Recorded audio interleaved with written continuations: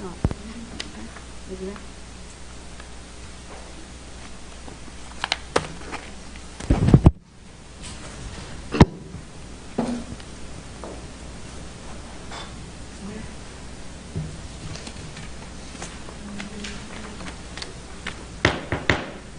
I call this board work session to order. We have a quorum present with all members here except Ms. Lake, and as far as I know, she is on her way. She should be joining us shortly.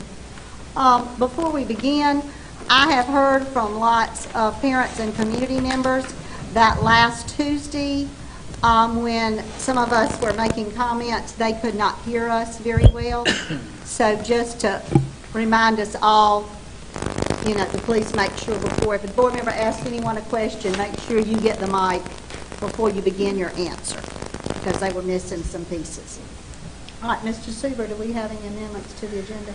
Yes, ma'am. Madam Chairman, members of the board, I would like to amend the agenda for under board work session in section 3, item B, 2020-21 school calendar revision. That will be an action item.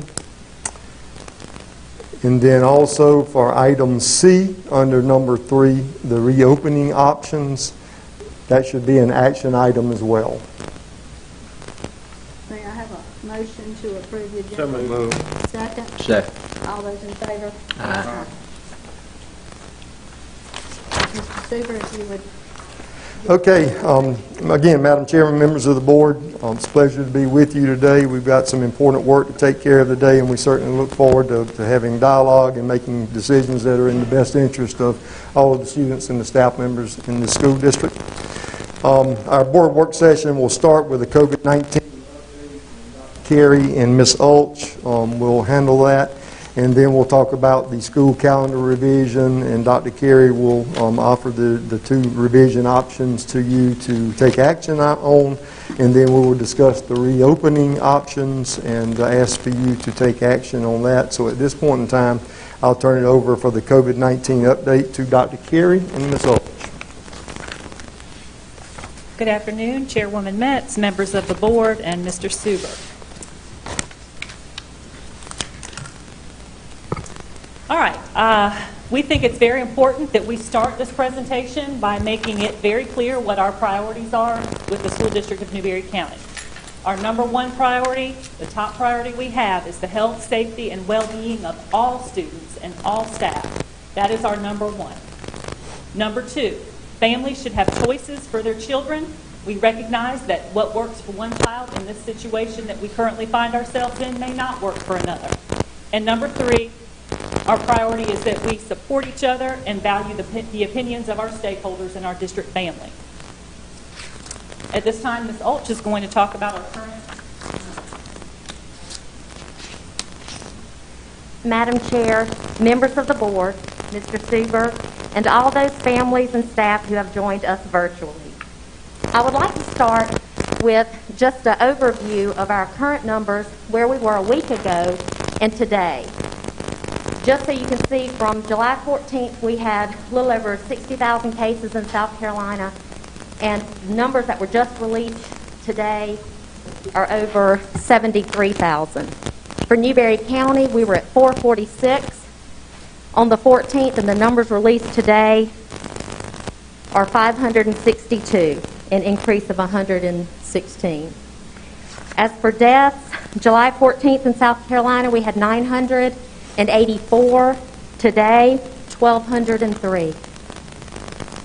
For Newberry County, on the 14th, we had reported 4 deaths, and today, unfortunately, 6 deaths. Our percent positive was 21.5% on the 14th, and today was 20%. And then I've included the rate per 100,000 at the bottom.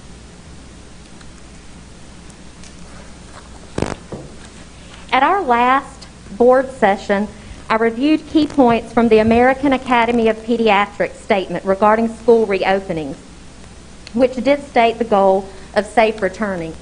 Since then, on July 10th, the American Academy of Pediatrics, the American Federation of Teachers, National Education Association, and the School Superintendents Association issued a joint statement. Some of the key points in this statement: returning to school is important for the healthy development and well-being of children, but we must pursue reopening in a way that is safe for all students, teachers, and staff.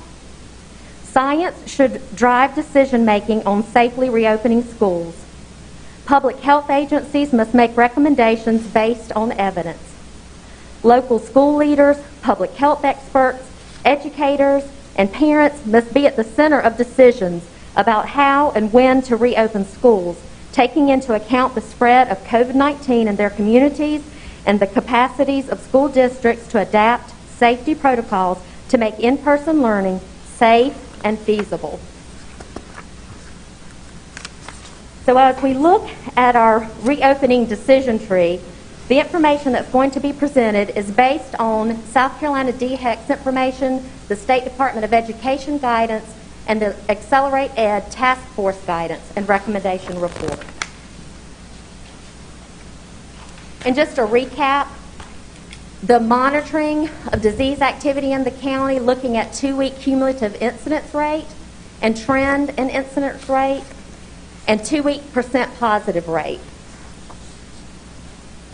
So as we look on the report that was issued for recent disease activity for our county, July 5th and July 12th, you can see we were high in all the areas reporting.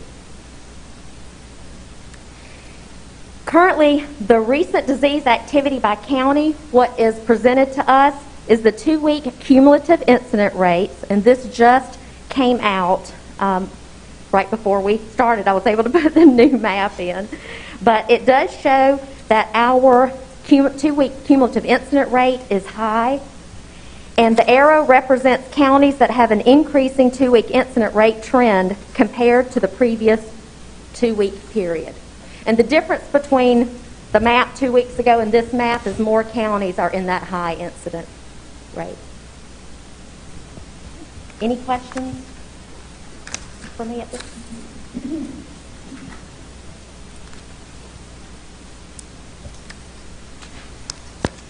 We have crafted 2 options for our students and our families. Our first option is tied to our DHEC metrics, and the second option is a choice option, which is our Newberry One Institute for E-Learning that I discussed at last week's board meeting with you.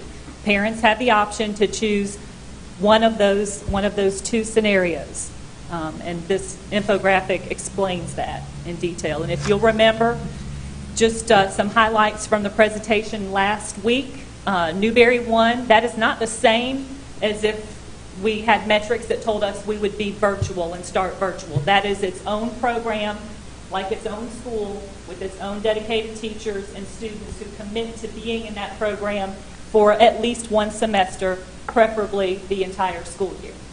But just to recap that, although a commitment for the entire year in the Newberry One Institute for E-Learning is strongly recommended, students must commit to at least 1 semester in that program. They can reapply after the first semester, and if space is available, they can return to their school that they are zoned to attend. Teachers will be trained in online platforms and virtual instruction. Participating students may not necessarily be assigned teachers from their to teachers from their zone school of attendance. There's no guarantee that all course offerings at the zone schools of attendance can be provided via this option. We discussed that last week as well. Students may be able to enroll in that coursework if it's not available on those campuses, if space is available. Students. Dr. Carroll, yes, sir. stop you. You said if space is available. What is the capacity of that program going to be? Do we know?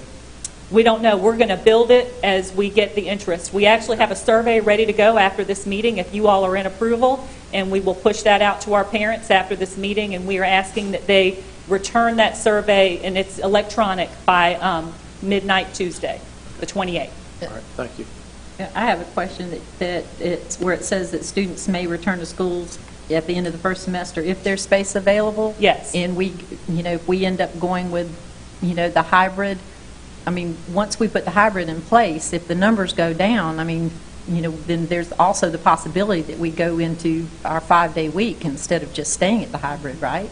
If we're in the 5-day week. My concern would be if we're in the 5-day week and there's a looming chance that we have to go back into hybrid, and now we have students that we can't accommodate because there are more than there were first semester. Right. I mean, I understand it. We'll have to make sure we do can the socially hybrid, distance. but there's also that possibility because, I mean, as we all know, everything changes Sure. daily. Sure. So, I mean, I guess that, there are a lot of parents out there that want to know that should the numbers go down, would we be prepared and would we be able to go to a 5-day Absolutely. school? I'll cover that in a few minutes. Yes. Okay. Okay. Students who choose this option must have reliable internet at home. There will be no paper packets distributed. This is totally different than what we experienced when we closed down in March. So this is all virtual. That's not to say that if there are some materials that students need that you can't do via technology, like cutting or things like that, that they have to do tactily, that's something that we would actually get delivered to their homes. But for the most part, there's not going to be pencil paper packets like we had before. Students will be issued a district device. That's iPads for pre-K through 2 and Dell laptops for grades 3 through 12, and that's what all of our students are getting, but these students would have that as well. Meals will be available for pickup, so if they are not able to attend school because they are in this program, they would be able to still get meals via some type of pickup like we've done this summer or like we did during the shutdown. And then students will also be able to participate in any extracurricular activities that are offered by the district. Choosing this option does not preclude them from that. Yes, sir. My question is, are we not going to provide the hotspots? I know you said something about having the internet access. Are we providing the tablets or iPads? Is the hotspot that's not included, or that's something we're not going to do? I know that's something we had brought up in a conversation before, so I'm just curious to know. Yeah, and I'm going to defer that to Mr. Rawls and Ms. Lightsey. I know that the State Department is providing some hot spots, but I am not sure they are actually prioritizing those based on districts' poverty ratings, and they're giving what they have. And I'll let you speak to that. And before you speak to that, I've actually spoken to the co-op. They are running power, and it's a possibility that they would be willing to work with us on some hot spots. Not sure about WC Tailbite, but I do believe that the Carolina Connect through the co-op would be willing to possibly help us with that.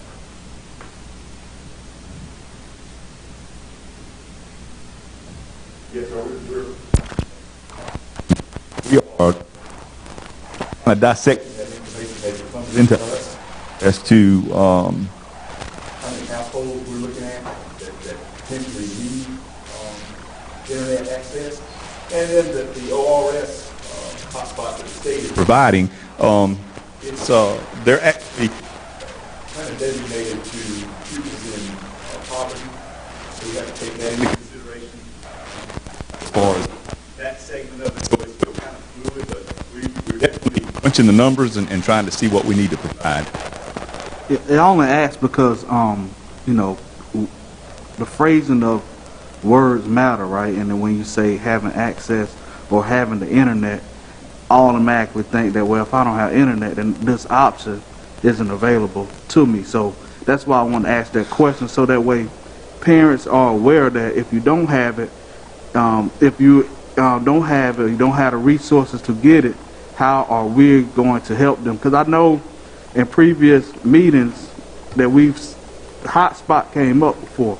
And so I just want to make sure that we address that again. Yes, and very clear on that. With the ones that the State Department is providing, there's also some language in that if they can provide direct connection to the house in lieu of a hotspot, that there's some funding available for that as well. So it's what best fits the household, if they have access to good internet or not. So. Thank you. Any questions about this, about option 2? Now, option 1 we are getting ready to talk about in much greater detail, so I haven't said a lot about it. But if you are a student or a parent in our district, you have 2 pathways you can take. Option 1, which is what we will get ready to propose to you and make a recommendation at the end of this meeting about, and option 2 is open to those who have that internet access and who wish to learn from home for the entire year. So, Dr. Carey, at the last work session, we discussed the two options on the table, and that was 5-day-a-week in the Newberry one. And I was, I guess, naively believing that we were going to have an onslaught of students wanting to sign up for Newberry one. I have since learned that's probably not going to be the case.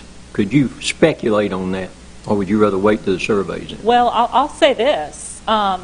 I'm eager to see what the applications look like when we push that out after this board meeting. But if the survey that parents completed is any indication, I think there will be a lot, because people have clearly indicated that they have discomfort and unrest, most of them, at least half, with sending their child to school.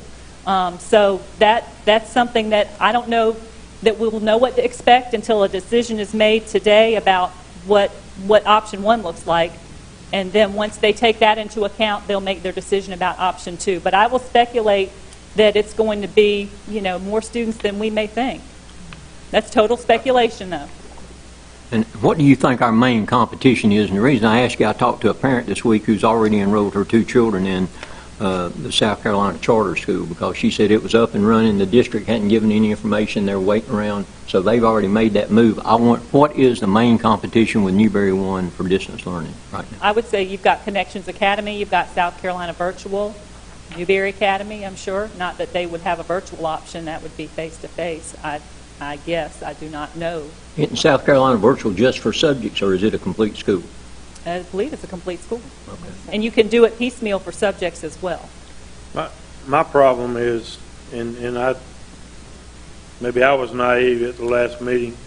I don't know that we're going to have enough students.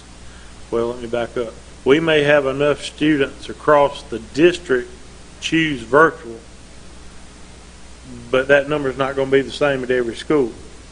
You might have 30% at Whitmire, you might have 5% at Newberry L, and that is not going to give us enough space to socially distance on the 5 days. That's my concern. I understand. And that's going to be from school to school to school. We can't wave a wand and say, okay, 30% of you are going to do virtual. It's not going to happen.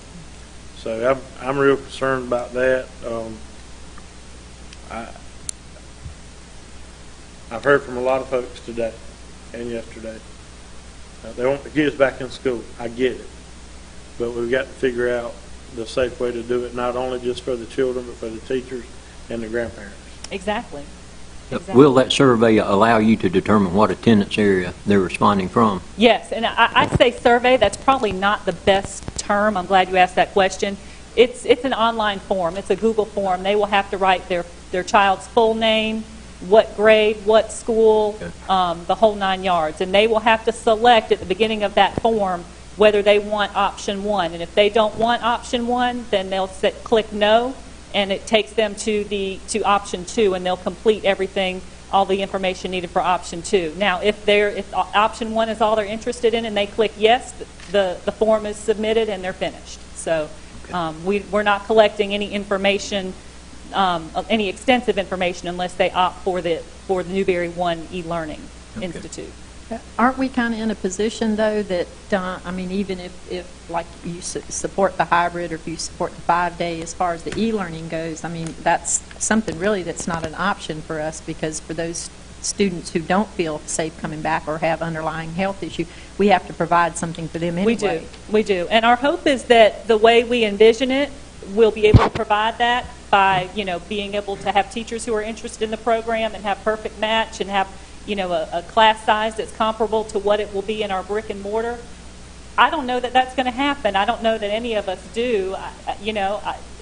There's so much unexpected. So if we have a situation where we have very small class sizes, we may have to look at that. We may have to look at another way to offer it. But it's been made very clear to the districts that you will offer a virtual option for those who aren't comfortable with coming to school. So we're going to do that, and we're going to do it with as much fidelity as we possibly can. Okay, and until you get those numbers, you won't know how many slots will be available for the teachers to apply. Yes. And then once we, do figure out how many teachers that you need, is it going to be made clear as far as the criteria that you're looking for? Yes. We've actually developed an application for that, and we would, depending on the amount of interest we have, we envision doing interviews and, Okay. Yeah, I would like to see whatever kind of criteria that you come up with for them.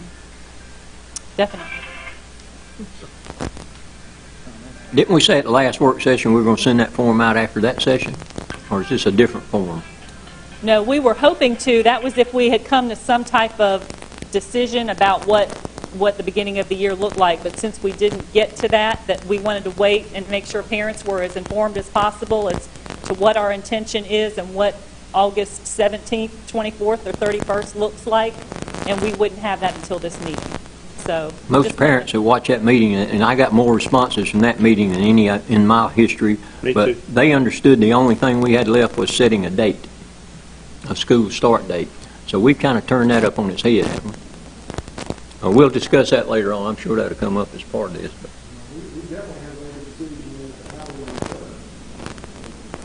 But the last school, we only talked about two options, 5-day a week and virtual. We didn't talk about hybrid at all in the last work session. It never came up. Did it? Tell me if I'm wrong. I don't think we discussed that because the governor didn't give us that option. Right. It was there, and then we got It was there, and clarification it got- from the it State got Department removed the at next 11 day o'clock that it that could, morning. that it could return, and it's back. My statement that night was, as of today, the hybrid option seems to be on the table. Well, the next day, the State Department of Education and the Superintendent Spearman made it very clear that it's back on the table. So that's, again, why we're here today. Dr. Carey, I have a question about the Newberry 1. Last Tuesday, you said, of course, that teachers would get to apply for the positions Yes. once we know how many students and how many slots we have. I am hopeful that if we have a teacher that has a compromised situation that makes them a high risk for COVID, that if at all possible, we would try to work with that teacher, that they could be a Newberry 1. And I know we want folks that are technology savvy, but I feel like those teachers would certainly be willing to learn and for training, and I just personally would like to see us very hard as a district if we could place those teachers in the online to keep them very safe. I would agree with Ms. Metz on that. Point taken. All right. So we will start with the decision reopening tree. And again, these are recommendations from the Accelerate Ed Task Force, who worked very long and hard on coming up with a document that could help us reopen schools safely. The State Department of Education, Molly Spearman, State Superintendent, and DHEC. So if disease activity is low in Newberry County, we would like to have traditional scheduling, and that's the scenario that we're all used to. That's the scenario that we stopped when we had to shut down in March. That's what we're used to. Health guidelines and facility considerations in this model allow for students and staff to return to a school building to open the school year and during the calendar school year. Okay? If disease activity is rated as medium, we recommend a hybrid scheduling, and in this scenario, only a portion of staff and students can report to a physical school building due to a combination of health requirements and facility and space limitations. As a result, some students will be able to report to school while others will have to engage in virtual learning. What does that look like? It looks like two groups of students, two cohorts, if you will, a group 1 and a group 2.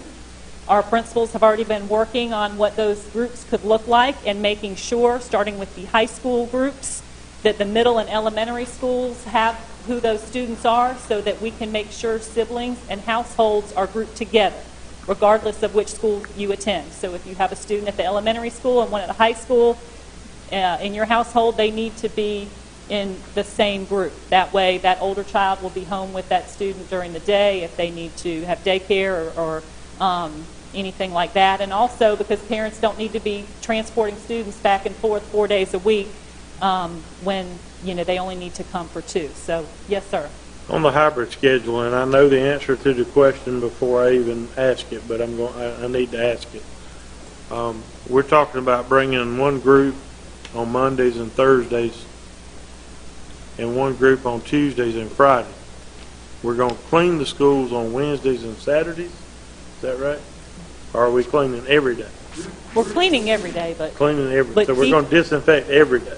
We're cleaning every day. The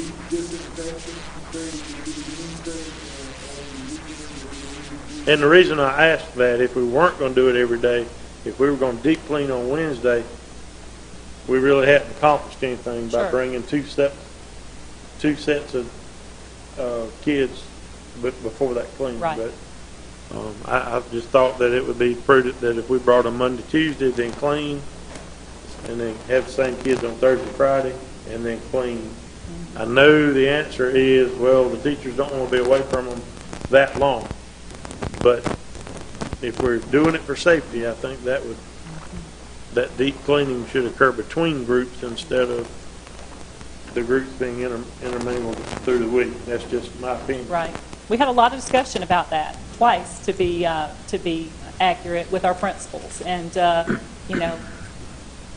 nothing is ever going to be unanimous when you've got a group of folks together, but there are options, or there are, pros and cons to each model.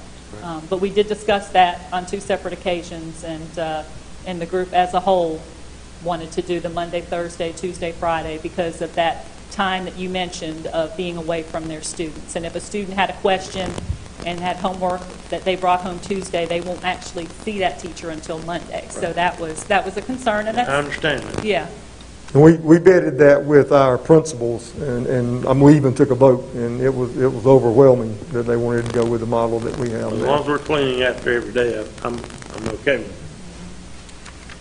And the district reserves the right to make the decision that even if we are in high disease activity, if it looks like it's trending downward and close to medium, that we could perhaps use the hybrid schedule. But again, safety is paramount, and that's not something that we take lightly at all.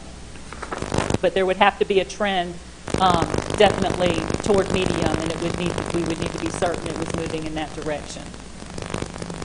All right, the last one is if disease activity is high, then it would be full virtual learning, and in this event, districts would rely on a full virtual schedule until the health situation permits a return to in-person instruction for all or part of the students in a school. And again, like I said, if we see high trending downward and it's getting to that low end, very close to medium, we reserve the right to enact the hybrid model in that situation. Okay. So let's talk about the calendar, which is my favorite subject, if you know me well. There are two drafts in front of you, a COVID Draft 3 and a COVID Draft 4. We had some discussion last week at the meeting, and I went ahead and prepared, based on those comments, a start date for students for August 24th, and then a start date for students August 31st.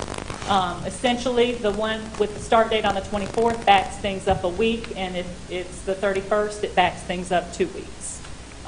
That does change the end of course, when we have the end of each marking period in each semester, and in so doing, that necessitated us having to move parent-teacher conferences, because it's very important to our teachers that they see parents at the end of a marking period when report cards come out, and to be able to give them exact data about where that student is at that point in time. So we did move those in order to be in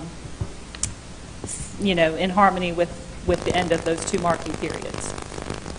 So at this point, I'll be glad to answer any questions that you may have about the calendar. This is something that we recommend you vote on today. We're recommending, the administration's recommending Draft 3. That would be, starting 1 week later on August 24th. So, Dr. Carey, I know you knock yourself out making these calendars, and I know we try to make a big deal out of it, but in nothing have I heard, how are we going to account for 180 school days this year? Have y'all had that in any discussions with anybody, superintendents, Department of Education? The hybrid plan doesn't come close. It's either a 40 or 60% at best. No, but the hybrid plan, the virtual days count as well. There are 180 days in this calendar. Well, even if it's virtual, it still makes it 60%. It's 3 days instead of 5, doesn't it? They have waived seat time. They've waived seat time. They count if we're providing a virtual education on 3 days a week. They're counting those days. They're waiving the seat time. They're waiving seat time. Yeah. That's the first time I've heard that. Yeah. For how much? For anything that we're providing virtual support for? Well, as long we had to send a plan to the State Department, and as long as our plan is approved, then yes, they will waive seat time for what we have submitted to them, I mean, as long as we are learning in some way, shape, or form on those days. and that would be true, Mr. Bledsoe. Anything other than the 5-day traditional, there's going to have to be a waiver of seat time to keep people safe and socially distanced on buses, in classrooms, same deal. So that's across the state. That's not just here in Newberry County. And in the last work session, our concern was if we wait to September the 8th and start, we won't have the 180 days. So nobody said they were going to waive seat time. No, the concern there, at least mine, and let me make that clear, my concern was if we started September 8th, we wouldn't end until 3 weeks later in June. And to me, that is not something I think is good for our students and their families. No, I agree with that. And I like the 1 week delay, no more than that, but I still I don't get how we have never heard waive seat time before in any of this discussion, but I'm glad you know. Well, we actually had an instructional leaders meeting on Wednesday, Okay. And they told us at that time that they were waiving seat time. And that becomes a part of the political process, but the legislature has to approve that if the State Department, asked for it, and it was approved. So I think what we did tell y'all last time is that if we ended up having to go with this later calendar, September the 8th, that it would be June the 23rd, 24th before we had a graduation. 24th. Yeah, this allows us to move it back a little bit. It gives us more time to prepare for whatever learning plan that we approve here tonight. But the other thing it does is allows us to get out of school and graduate our children at the second week in June, as opposed to basically going the full month. Mr. Bledsoe, if you think about it, if they're on the Newberry, the virtual program, they basically are not going to have any seat time That's what I as far as in understand. our buildings, but they will be online virtually 180 days. That group will, I understood that. Everybody's getting, But the other group will not be necessarily anywhere like that. They could have interaction with a teacher, they could be doing an assignment online, they could be doing a lot of different things, couldn't they? They could Yes. and will, yes. Let me state the obvious while we're here, and Mr. Sewer brought it up. When the governor came out last week and he brought the leader of the president of the Senate and the Speaker of the House out there, and he left the Department of the Superintendent of Education out, he was making a statement to us, and that was that the public schools are an essential entity in our communities, and he wanted to see them up and going. He emphasized that point again yesterday when he announced a grant for private schools. Now, if you think the legislature is going to come out there with him and they're going to be snubbed by the Department of Education, we're going to have some troubles trying to get some things approved because the legislature makes the final stamp on all those things. So that seriously concerns me. You got to consider what they said because they said it corporately. In addition, they had the vice president here today. Yeah. I do worry about funding. If we get to a hybrid schedule and it's not the wishes of the powers that be, would that affect our funding? To our knowledge, not at this time. Nobody has told us differently. Mr. Seaver, I think that you and I had discussed it. There were several pots of money that the governor had put out, and that this particular $32 million that he's going to attribute to the private schools has nothing to do with the CARES Act money that we've already been told that we were going to get. No, the CARES Is that Act, correct? the $1.7 million in CARES Act money that we have already budgeted for and has been approved, that doesn't affect that money. The money that we're talking about yesterday that he is obviously taking a large portion of and doing basically private school vouchers, that is the governor's CARES Act money, and he has the right to do whatever he wishes to do with it. Exactly right. So this is an action item. So I'm going to turn it over to you, Madam Chair. all right, do we have a motion or any more discussion? Madam Chair, I would move to approve the draft 3 of the administration's recommendation for the school calendar for 2021. All right, I second it. okay, do we have any discussion? My only comment is, as we go through the rest of this stuff, if something changes that, we may have to come back. That's right. I mean, we got a lot of discussion coming up. Yes. So we all comfortable with that if we need to? Okay. All right, all those in favor of draft 3, please say aye. Aye. Thank you. Thank you.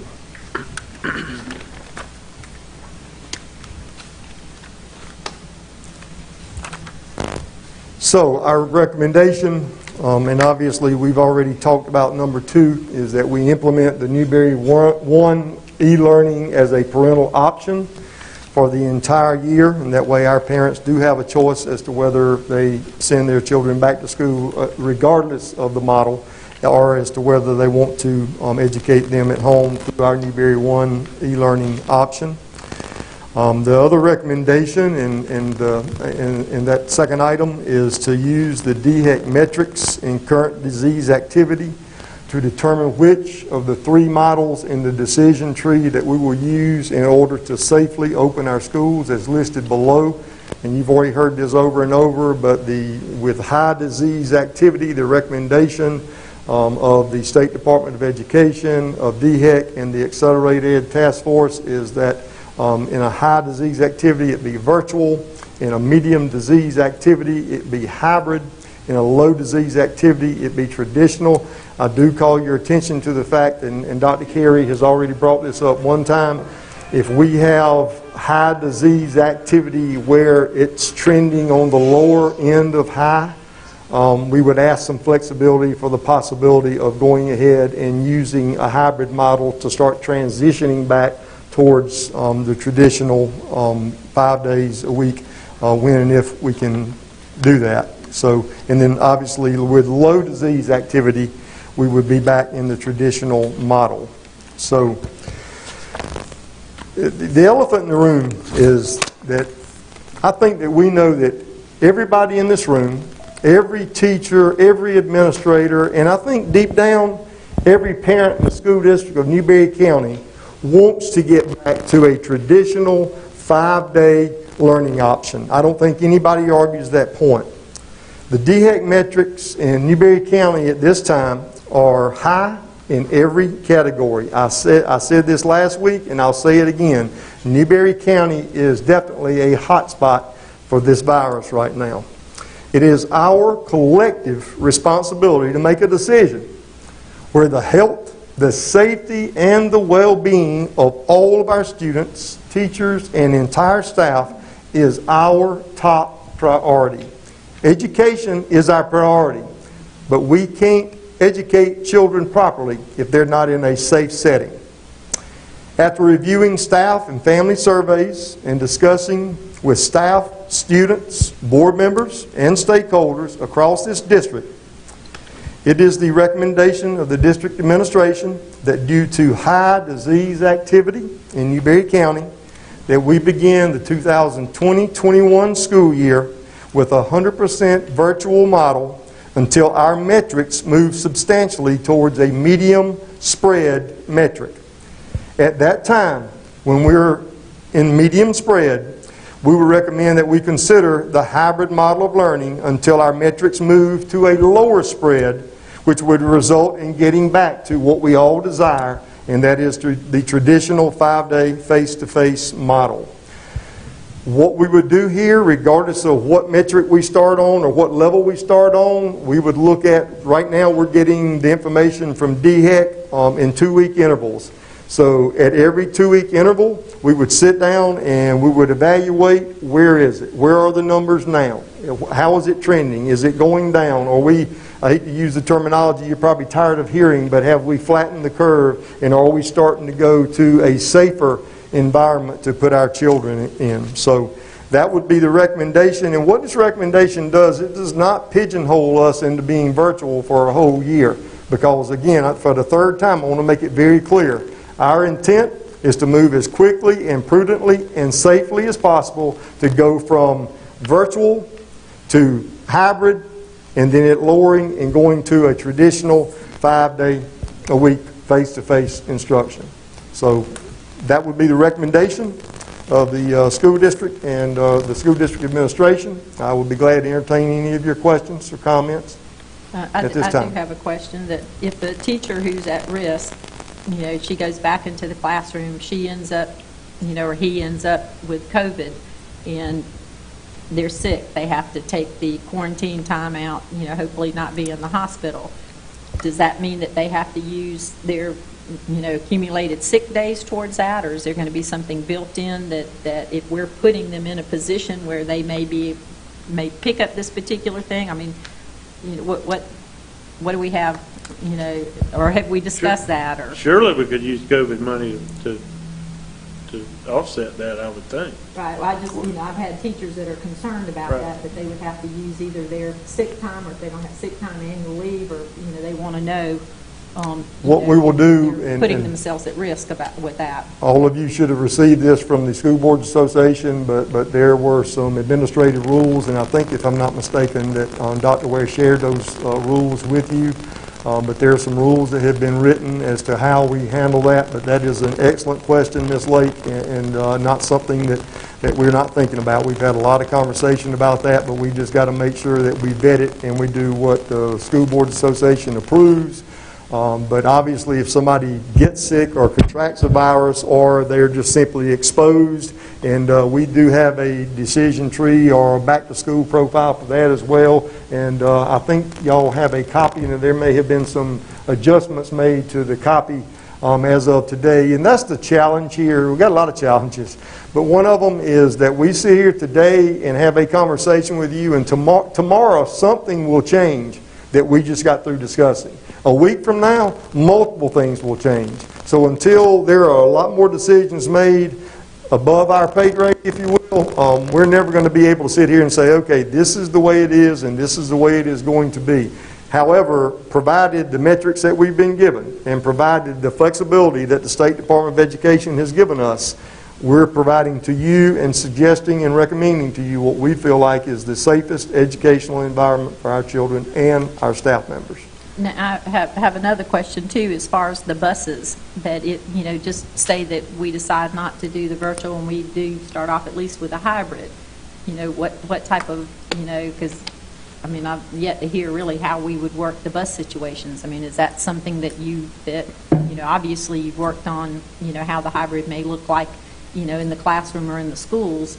What would the bus situation look like? We've been working on all that for well over a month, and we meet on a regular basis. I met with Transportation. I don't want to steal Dr. Hunter's thunder, but what they have done is they pulled all the routes. We did an early registration for bus riders to find out what that looked like, and then when the schools do registration, we'll go and we'll find out the additional people that maybe didn't register. We may have to change some bus routes, but it will be at 50% capacity. And I'm just going to go ahead and throw this out there before you start making your decision or approving or not approving or whatever we're going to have here.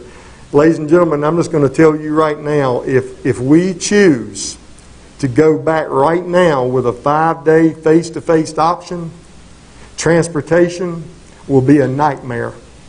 There's no way that we can social distance on a bus, absolutely no way, with the diagrams that we've been given, because it's one person in one seat, 2 in 1, 1, 2, 1, 2. So you're at 50% capacity there, you're at 50% capacity in a classroom.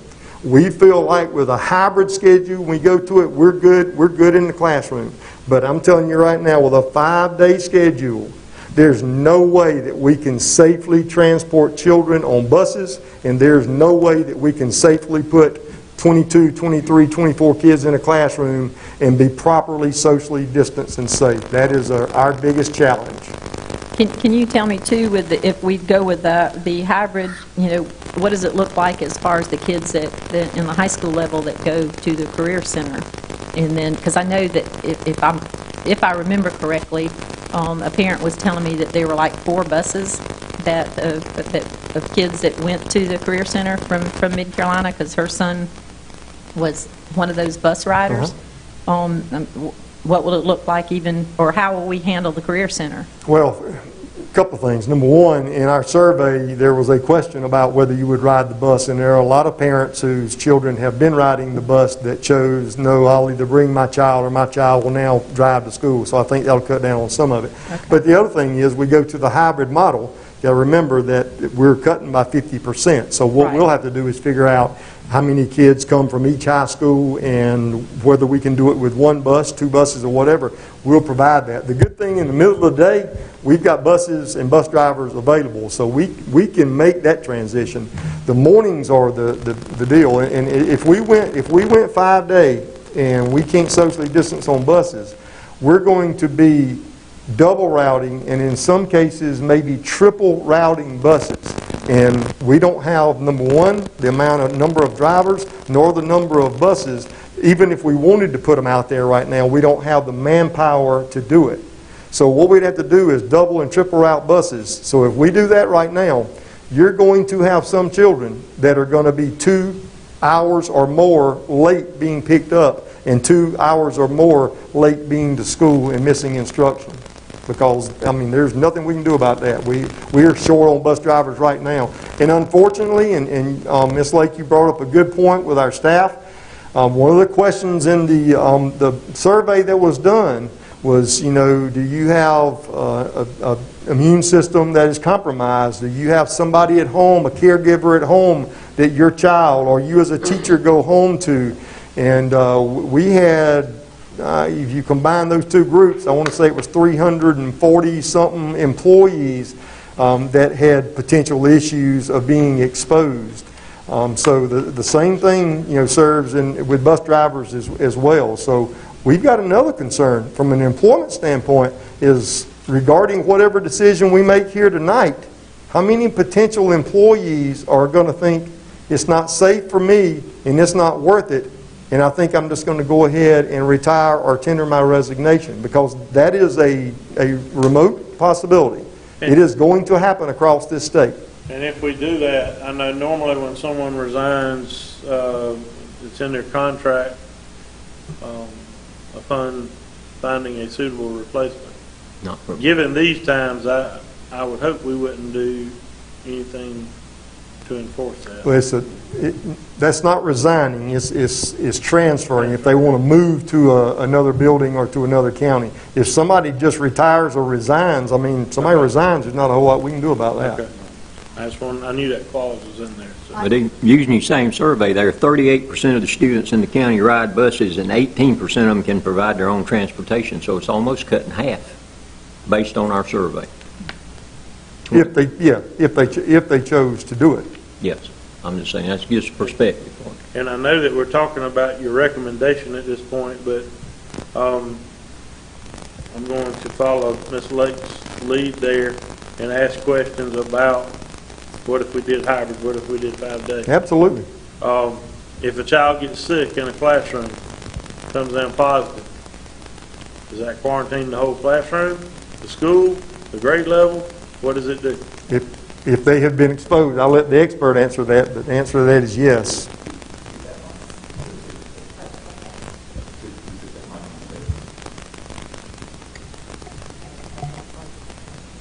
Because I don't believe it's a matter of if, it's when.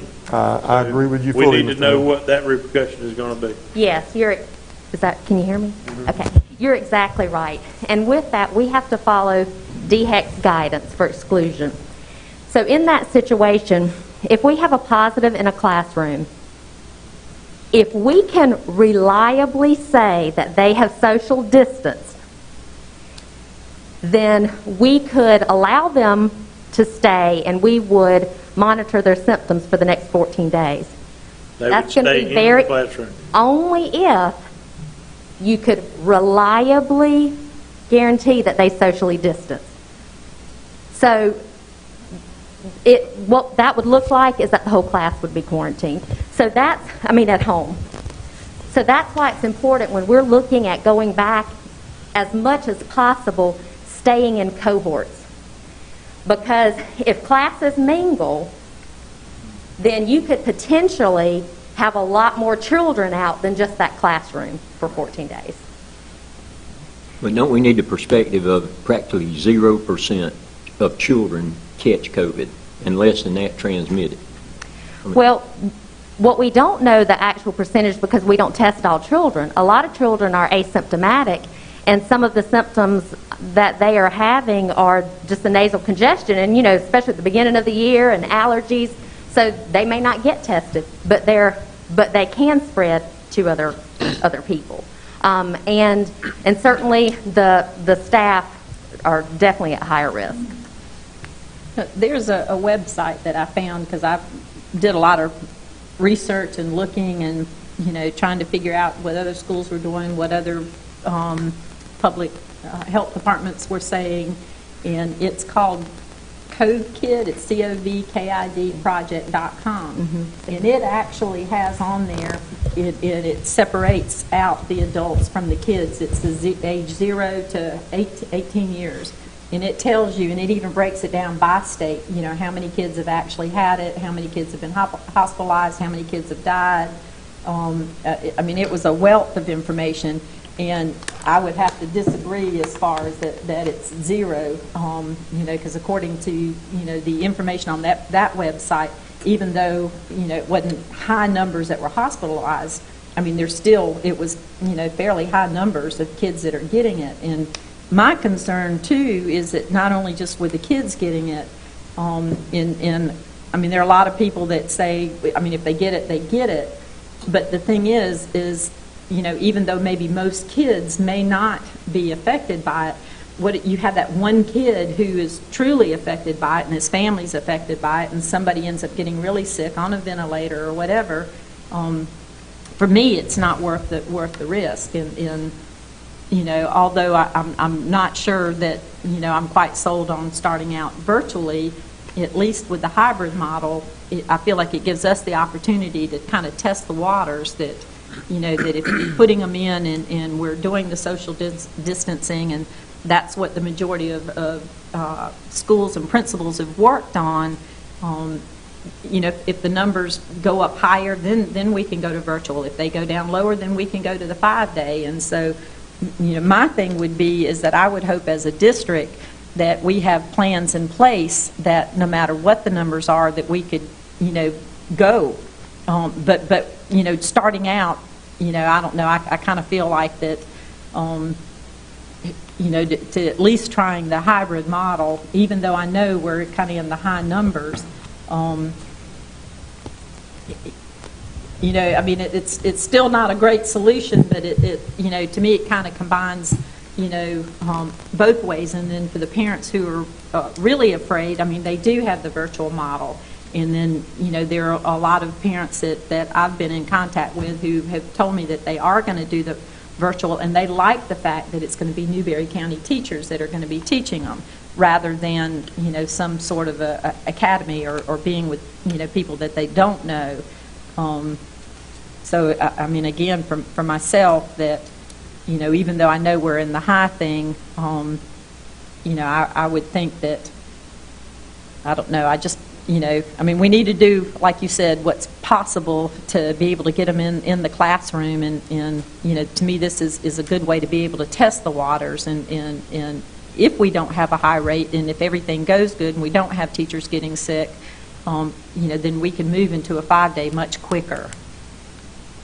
There's so much uncertainty. I've heard of, I'm not going to share names, obviously, but I've heard of an 8-year-old and 5-year-old contracting it possibly from a daycare, taking it back home. On the other hand, I've got a really good friend that was positive. He was at home with his family. None of them got it. So there's just so much uncertainty here. I agree. I agree with Ms. Lake about, giving the parents a choice of the hybrid learning versus the virtual learning, because we have to realize the demographic here in Newberry County. We have so many parents that work at these industries that doesn't have the luxury to work from home. So they're relying on the school for their children to go to school during that time they're working. So who's going to help these students when the parents are working? Who's going to help them with the virtual learning? I'm all for safety. I'm all for safety too. But I do realize that our children need to be in some type of classroom setting for socializing. Our little children, they work so much better together than by themselves. And I can say that about my granddaughter during the time when they were out in March. When they were at my dining room table, well, my daughter had a friend that bring her little boy over, and they work so much better together. So our children need that. And I feel like this, if the parents that are afraid for their children to come back because of the, we can't social distance them, then they do the virtual learning. But give the parents a choice, either virtual learning or hybrid learning. I think that's what we need to do. And the parents that have called me and I've talked to, this is what they're saying. Because they have a job to do. They got to work. Well, again, and Dr. Carey covered this and I covered it as well. Obviously, when you look at those metrics, there really is not a caveat or a margin in there for you to say, okay, even though we're in the high metric, we'll consider to do a hybrid model, okay? That is this staff putting that in there as an option as well. And I hear what you're saying, and we're going to do what you will approve. That again creates that safe environment for our children. Going to the while we're high, we potentially got some liability down the road if that occurred and somebody says, well, y'all knew you were high and you didn't do it. So there are a lot of things that you have to take into consideration. But we can make... But the other side of that, Mr. Suber, and I'm torn. The only two things that are not happening like it used to is going to school and going to church. Everybody else is still going to Walmart, still going to Lowe's, still going to the beach. That's right. They're doing everything. I came by Prosperity, ball field was slap full. So I'm torn. I want us to be safe, and I want to avoid that liability, but someone would be really hard pressed to pin that on the school district unless they could prove that they sat in their house and the only place they went would be school. Right. So I'm torn. I don't know what the best thing to do is. I do know that whatever we do, some people are going to love it and some people are not. And we all know that, and again, you've gotten emails, phone calls, I have too, and I've gotten them on both sides of the coin. I've gotten them on people that want to go full bore, but I've gotten a lot that say, boy, it's just not safe, I want to do it, et cetera, et cetera. But we've got to make a decision here today that we think is in the best interest of everybody involved, and it's difficult. And you already know this, I'm going to say it anyway. Whatever decision I recommend to you and whatever decision you approve, there's going to be groups of people, parents, kids, whatever, that don't like that decision. This is a no-win situation. I've talked to superintendents all over the state. We had a conference call with every superintendent in the state, and everybody's in the same boat. Because you're darned if you do, and you're darned if you don't. But the bottom line is, the one thing we can't do is nothing. We got to do something to educate our children. So you guys need to finish your discussion, and if there's not support of us starting with a total virtual option, which was certainly my recommendation, if you want us to push towards a hybrid model, then we'll push towards it, and we'll find a way to make it work. But the one thing I tell you right now, I don't know that this administration can find a way to make 5 days work. And I'm just going to be very clear with you. I want to support. Well, I think at first, when we talked about, when you all first mentioned the hybrid, that we would go 4 days, and then the Friday, everybody would do virtual. Was that something? It's Wednesday. We'll do... It was two groups. And group 1 would go 2 days, group 2 would go 2 days, and then you'd have the one day in there, which that's the day that now, I guess we're calling it a cleaning day, but it's still But before day. it was Monday through Thursday, and then Friday was virtual. Well, at one point in time, we talked about Friday being virtual, but it still wasn't but 2 days out of the 4 for each group. Group 1 is going to be there 2 days, virtual 3 days. Group 2 is going to be there 2 days in the classroom, in the setting, and then 3 days virtual. Right. Mr. Seaver, I have a question. All right.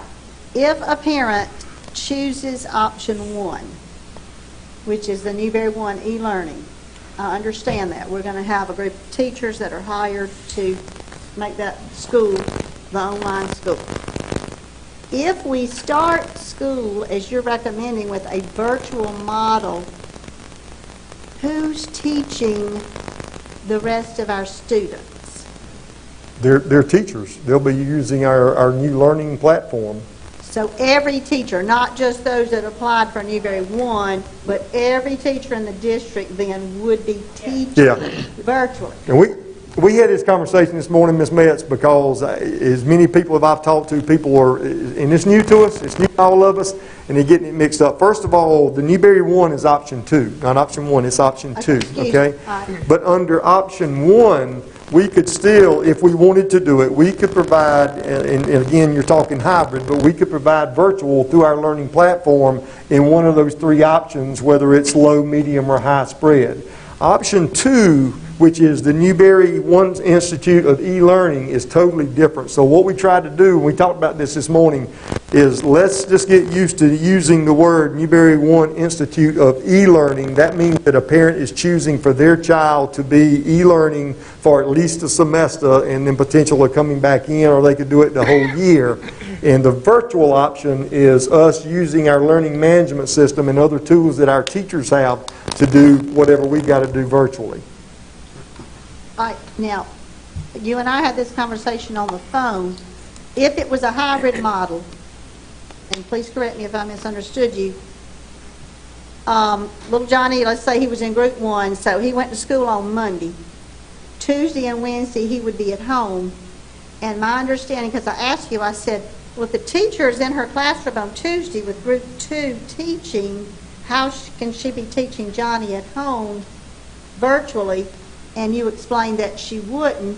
She would be using Schoology to basically have sent electronic packets, like the packets we had in the spring. Johnny would be in school on Monday. He would have virtually on Tuesday and Wednesday through that computer, basically like a packet kind of work. Complete these problems, but they would be able to submit the answers. I'm a math teacher, so I'll say, do the 5 math problems, they submit the 5 answers, and it would go back to that teacher. That is correct. Correct. But if we start school virtual, that's where I'm trying to wrap my head. If we start virtual, and you've told me those classroom teachers that aren't the Newberry 1 e-learning, they're going to be teaching virtually. Does that mean those children are going to see their face, or is it still going to be a Schoology type of package? Come to the microphone.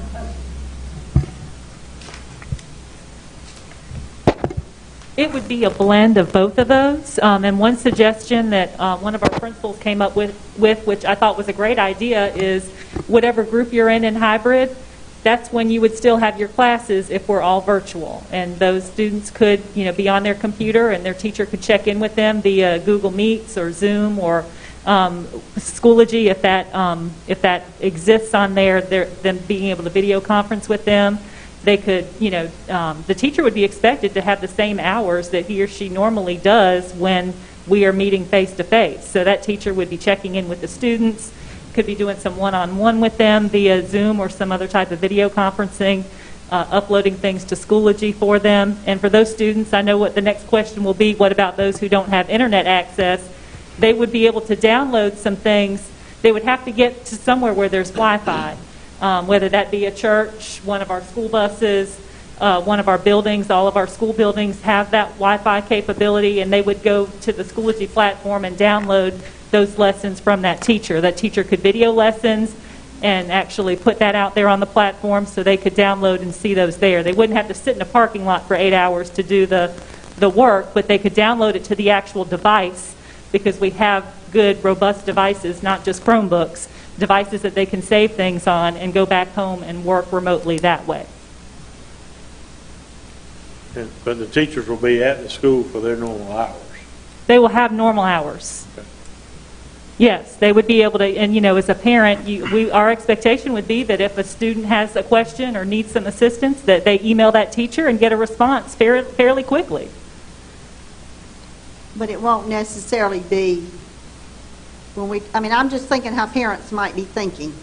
If we're saying virtual, say 5 days a week, your child's going to be virtual. It's not like you're going to be a computer in like a Zoom where you No, see somebody no. you can talk and you can talk back and forth. It's not going Not like that all day long, no. There may be snippets of that, but it wouldn't be like that all day long. But one thing to get students used to when their classes are and when their groups would be meeting during hybrid, to do it during that time, I thought would be a great way to get them ready for when they return in the hybrid model.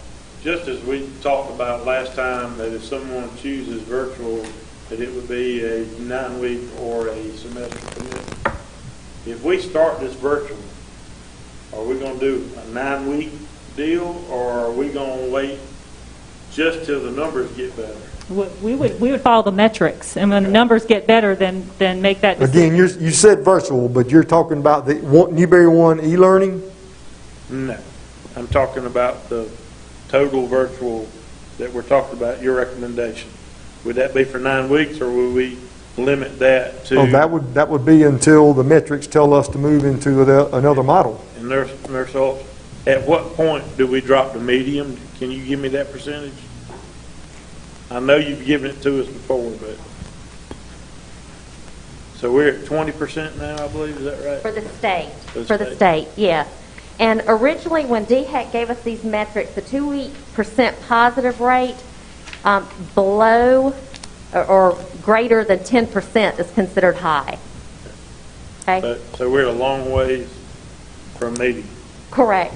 And in looking at the 2-week cumulative incident rate that comes out weekly, and it's for the previous 2 weeks, the incident rate is high. They have 4 categories here to kind of help: low, moderate, moderately high, and high. So we are definitely in the high, and we are trending up. So it's not like we're even at a kind of a stable area where maybe we could start trending down. We're still trending high. Okay. And if I could just make a comment, this is a horrible situation that we are all put in for all of us, our children, families, our staff, and I hope and pray we don't ever revisit this in our lifetime. But I don't know that there's a perfect answer for sure, like we have already said. There's not. But I have comfort in using the data that DHEC has laid out and the State Department to be able to help us, because if we go back and if that's the choice, that is made during a high disease activity, it is very difficult as we try to, kind of to your point that you made earlier, if we have a positive, then you've got a lot of classes that are out, and then that looks very different too. So I don't know what the perfect answer is. I think by looking at following the metrics, that gives us firmer ground to stand on than not. So what if Did I agree COVID's with still your- going on a year from now? I'm sorry? What if this is still going on a year from now? Are you still comfortable with that? Well, I hope and pray that it's not, because the vaccine hopefully is on the way. But again, to your point, Mr. Ham, with people, with our state as a whole going high, and I understand your point, if we're out doing things, but that's why this is not just about the school district or staff or families, it's about our whole community. And we've got to all do that invested effort to And to that bring point, it. if we ever get back to school, what are your recommendations on requiring masks? We have, Because I've had phone calls, my child's not going to wear a mask, or, right. you know. We have made some updates in the toolkit, and I just want to read kind of what we've changed with that.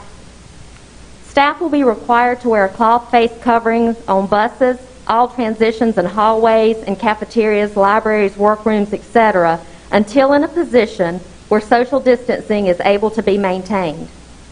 Students will be required to wear cloth face coverings on buses, all transitions and hallways, and cafeterias, libraries, etc., until seated or in a position where social distancing is able to be maintained.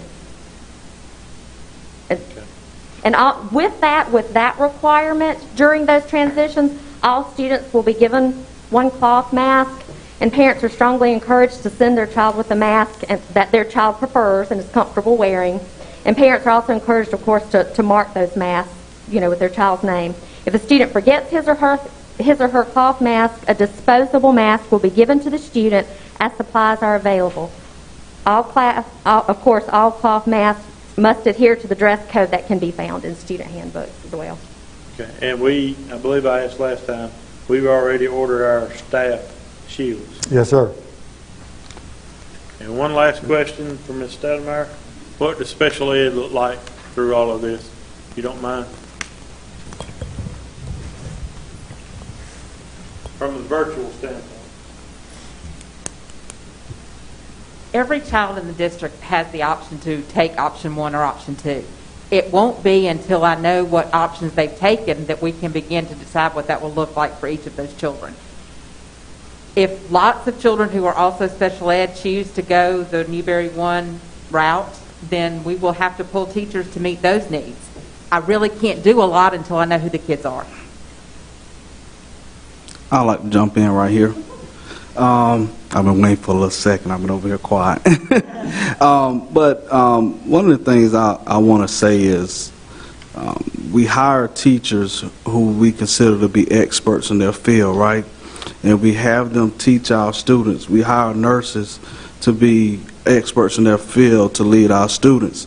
We hire individuals like Dr. Hunter to run transportation and be an expert in his field.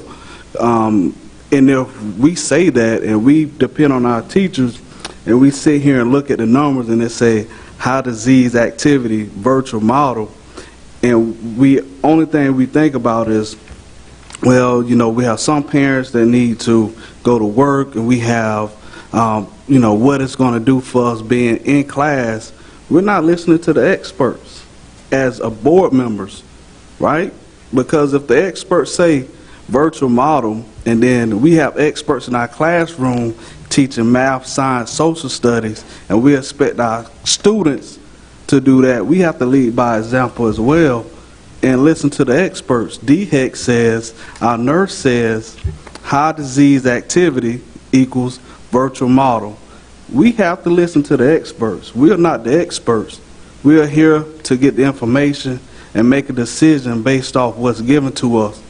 And that's what we have to keep in mind, because at the end of the day, everybody here is all about learning.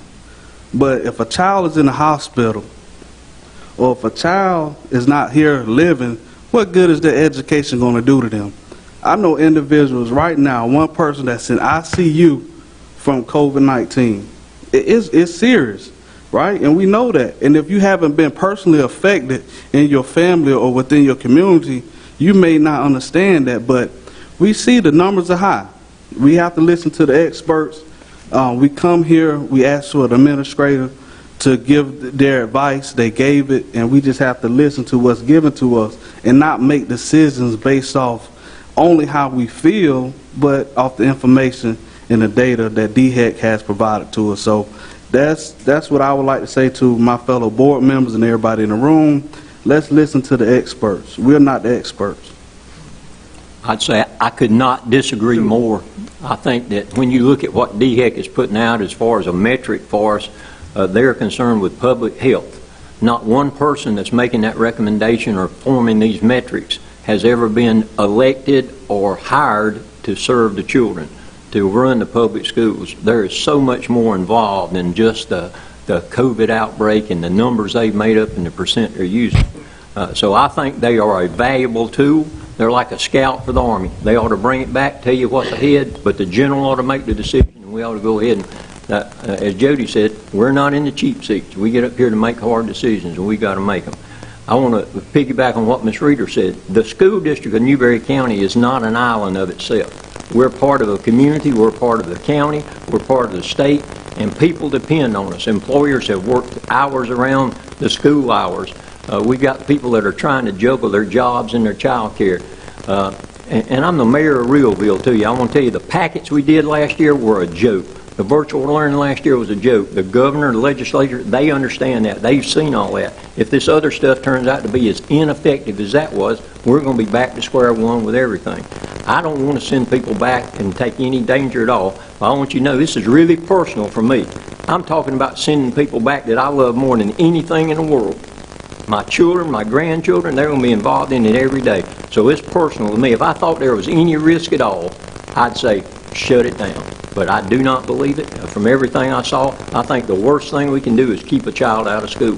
So I'm very much in support of doing it.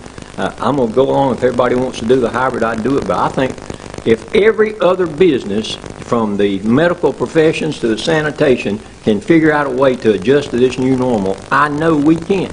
I'm absolutely convinced that education can. I've watched other districts around the state, 56, they're going back, they're going to try. Everybody's got to step out and do it. Is there going to be some risk? Of course, but there's risk driving to school every day. So I'm very much in support of getting the children back in school as soon as we can, as much as we can.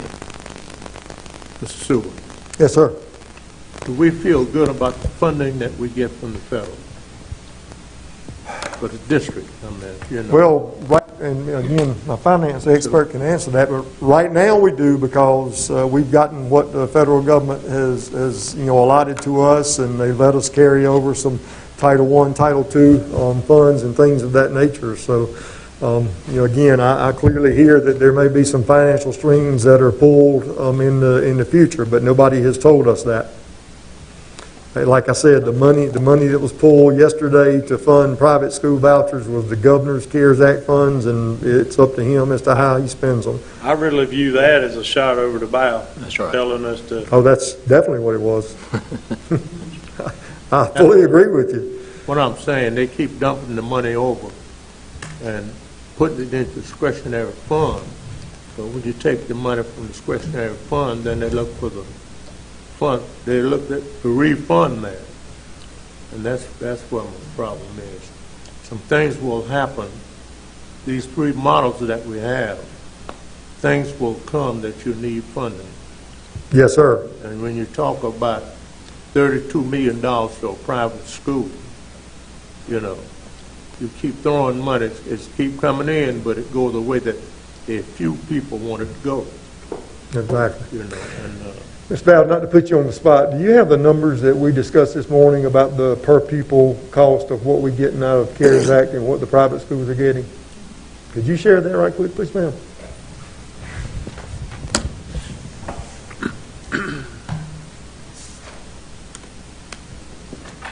As I presented at our last board meeting, the district is getting a little over $1.7 million, and we were asked to make sure that if our private schools requested to be included in that we meet with them and include them. And we did have two, Newberry Academy and Cornerstone Community.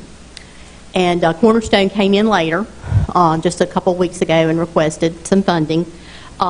We actually had to take our membership and then take the membership of each of those two schools and then take our total funding and get a dollar amount per student, and that was right around $280. I don't have the exact number in front of me, but I do have the total amount that is going to our private schools. For Newberry Academy, it's $58,273, and for Cornerstone, it's $4,763. They don't have a lot of students at Cornerstone. This is all COVID money. This is coming out of our $1.7 million. Right. Yes, and I guess, I mean, when you look at it this way, of course, I'm a numbers person. We got about $280 per student, and the $32 million, 5,000 students are getting $6,500 per student. When you look at it that way, that's a big difference. Big. All right, say that again, Ms. Dowd. I missed that last figure. We get about $280 per student for our students. Right. When you look at it for the $32 million that's going to private schools, 5,000 students are getting 6,000. Discretionary. The governor's COVID funds, they are getting $6,500 per student versus us getting $280 per student. And they're already getting $280 through us. Yes, they are. I don't know if it's where Mr. Hill was going or not, but I'm afraid if the public schools don't step up and become a school for the public, then we're going to see funding dwindle. We're going to lose that funding in the years ahead if we don't step up and do what most people consider our responsibility right now.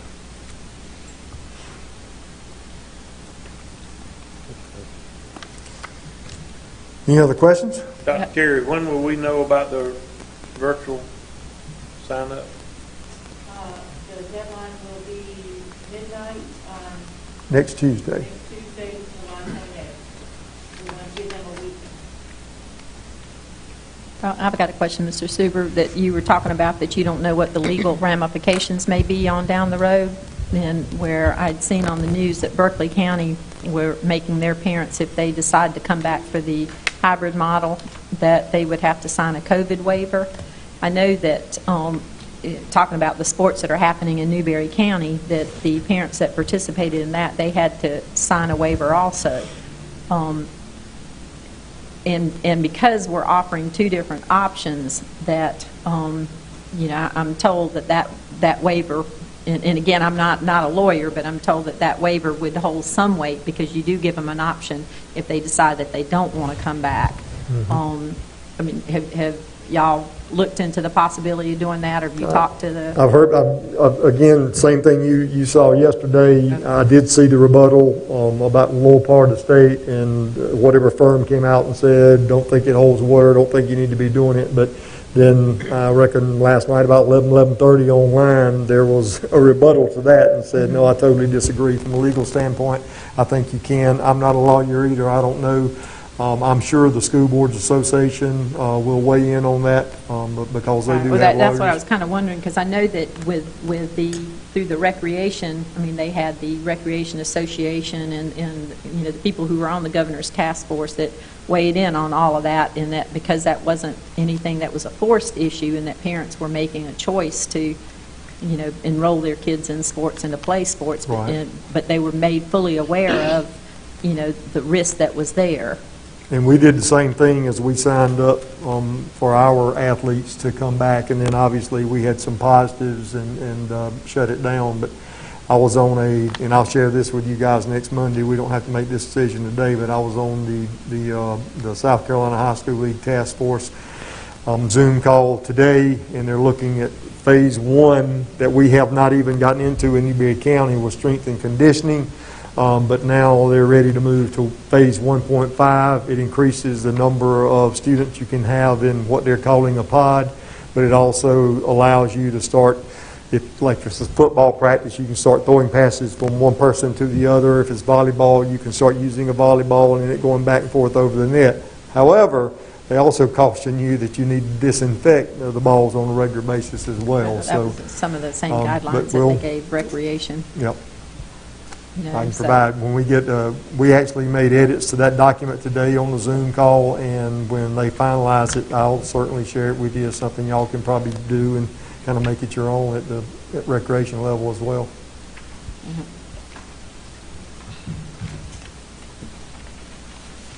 All right, so again, there was a recommendation on the table, Madam Chairman. I think that the board just needs to, I think from what I'm hearing, and you correct me if I'm wrong, but what I'm hearing is obviously some of you are contemplating agreeing with starting all virtual because of the high spread, but some of you are more inclined to go to the hybrid, and let us work through that and make sure that we properly space everybody distance-wise and try to keep it as safe as we can on our transportation and in our buildings. I just think that you need to have a conversation and decide which one of those options you're going to support, if either one, so we can get some direction, because we really need to get moving with some training and scheduling. If we started totally virtual, how long would it take us to convert over to a hybrid? What kind of things would have to be done? We've already planned for hybrid. We've already changed schedules to go by 4x4, splitting. Our principal's been doing that for weeks. Correct me if I'm wrong. We got some principals and vice principals sitting in the back of the building. We could actually start hybrid.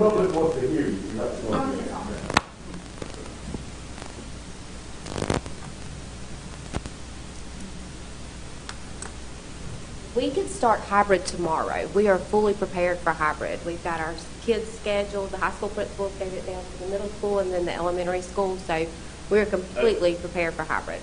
One more question. If nobody were to choose virtual, would 50-50 yes, sir. That's allow what us? We actually planned for hybrid before the virtual Newberry One Institute was even created. So we planned for our whole population. So at Whitmire, 535 kids, I took my whole population. and plan for virtual. So it'd actually be less numbers if some of our kids choose virtual. Aren't we more equipped to do a hybrid than we are virtual right now with the new Schoology and everything, based on the training? We have not been trained in Schoology. We're actually more prepared to go to that. We would be using Schoology a little bit in hybrid. Yeah. You know, we would be using that, but yes, our teachers would still see them face-to-face, and they're more prepared to do that than online. Other administrators, you're welcome to share your thoughts.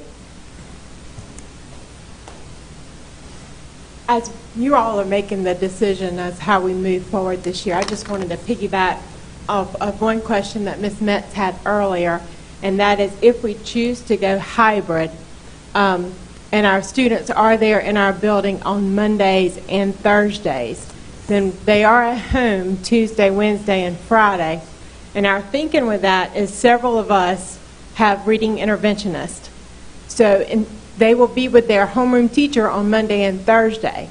On those Tuesdays, Wednesdays, and Fridays, or Tuesdays and Fridays in particular, when we have those reading interventionists, those students that we know struggle in reading, those will be the days that those interventionists can do some one-on-one Zoom meetings. So just because their homeroom teacher is not able to meet with them, we do have some other people in our building that we will schedule for those students that struggle. I just think that might help in making a decision.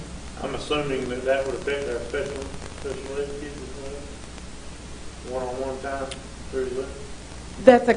I don't want to speak for Wendy, but I would think that would be a great possibility. Good answer.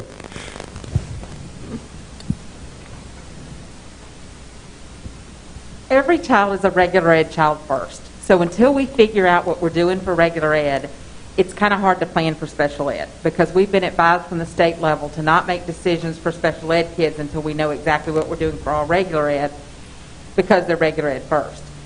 We do, if we, in a hybrid model, even if we were back 5 days a week or whatever and we were doing social distancing, that's going to be hard in cohorts for special ed. But we also have not been able to get guidance as to what it should look like.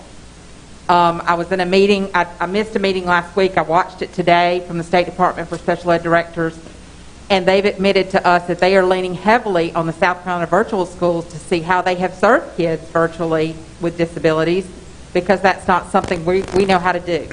But there are South Carolina schools that do that virtually, and they will be providing support to us. But I can honestly say until we know who the kids are and we make a decision of what we're doing for regular ed, it's hard to make plans for special ed because they're all regular ed first. Didn't you tell me in one of our earlier conversations that environment was paramount for you in evaluating special ed needs? Yes. Normalcy. Not necessarily the environment where they're evaluated, but the normalcy. We have to make decisions on eligibility for special ed, and we have to rule out that the child is not under duress. We have to rule out that they're not living in poverty. We have to rule out that their issues in education are not due to a lack of instruction. It's very hard to do those things when we're not in a normal setting. I have a question for Dr. Carey. And I didn't mean if there's somebody else that is going to speak. Yeah, can I let go ahead? can Yeah, let them go finish? ahead. Miss Hunter, would you care to weigh in, please, ma'am?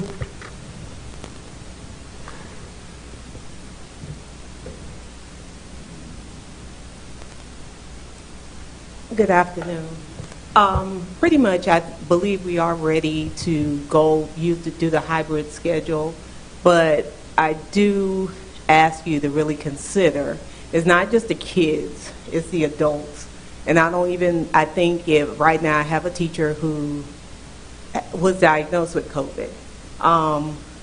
If we lost one person I think there is no educator in this district who would say we don't think kids need to be in school. We know, we want them in school. I got in this profession because I love children, not that I want to sit in a building all day vacant of kids. I'm very passionate about that.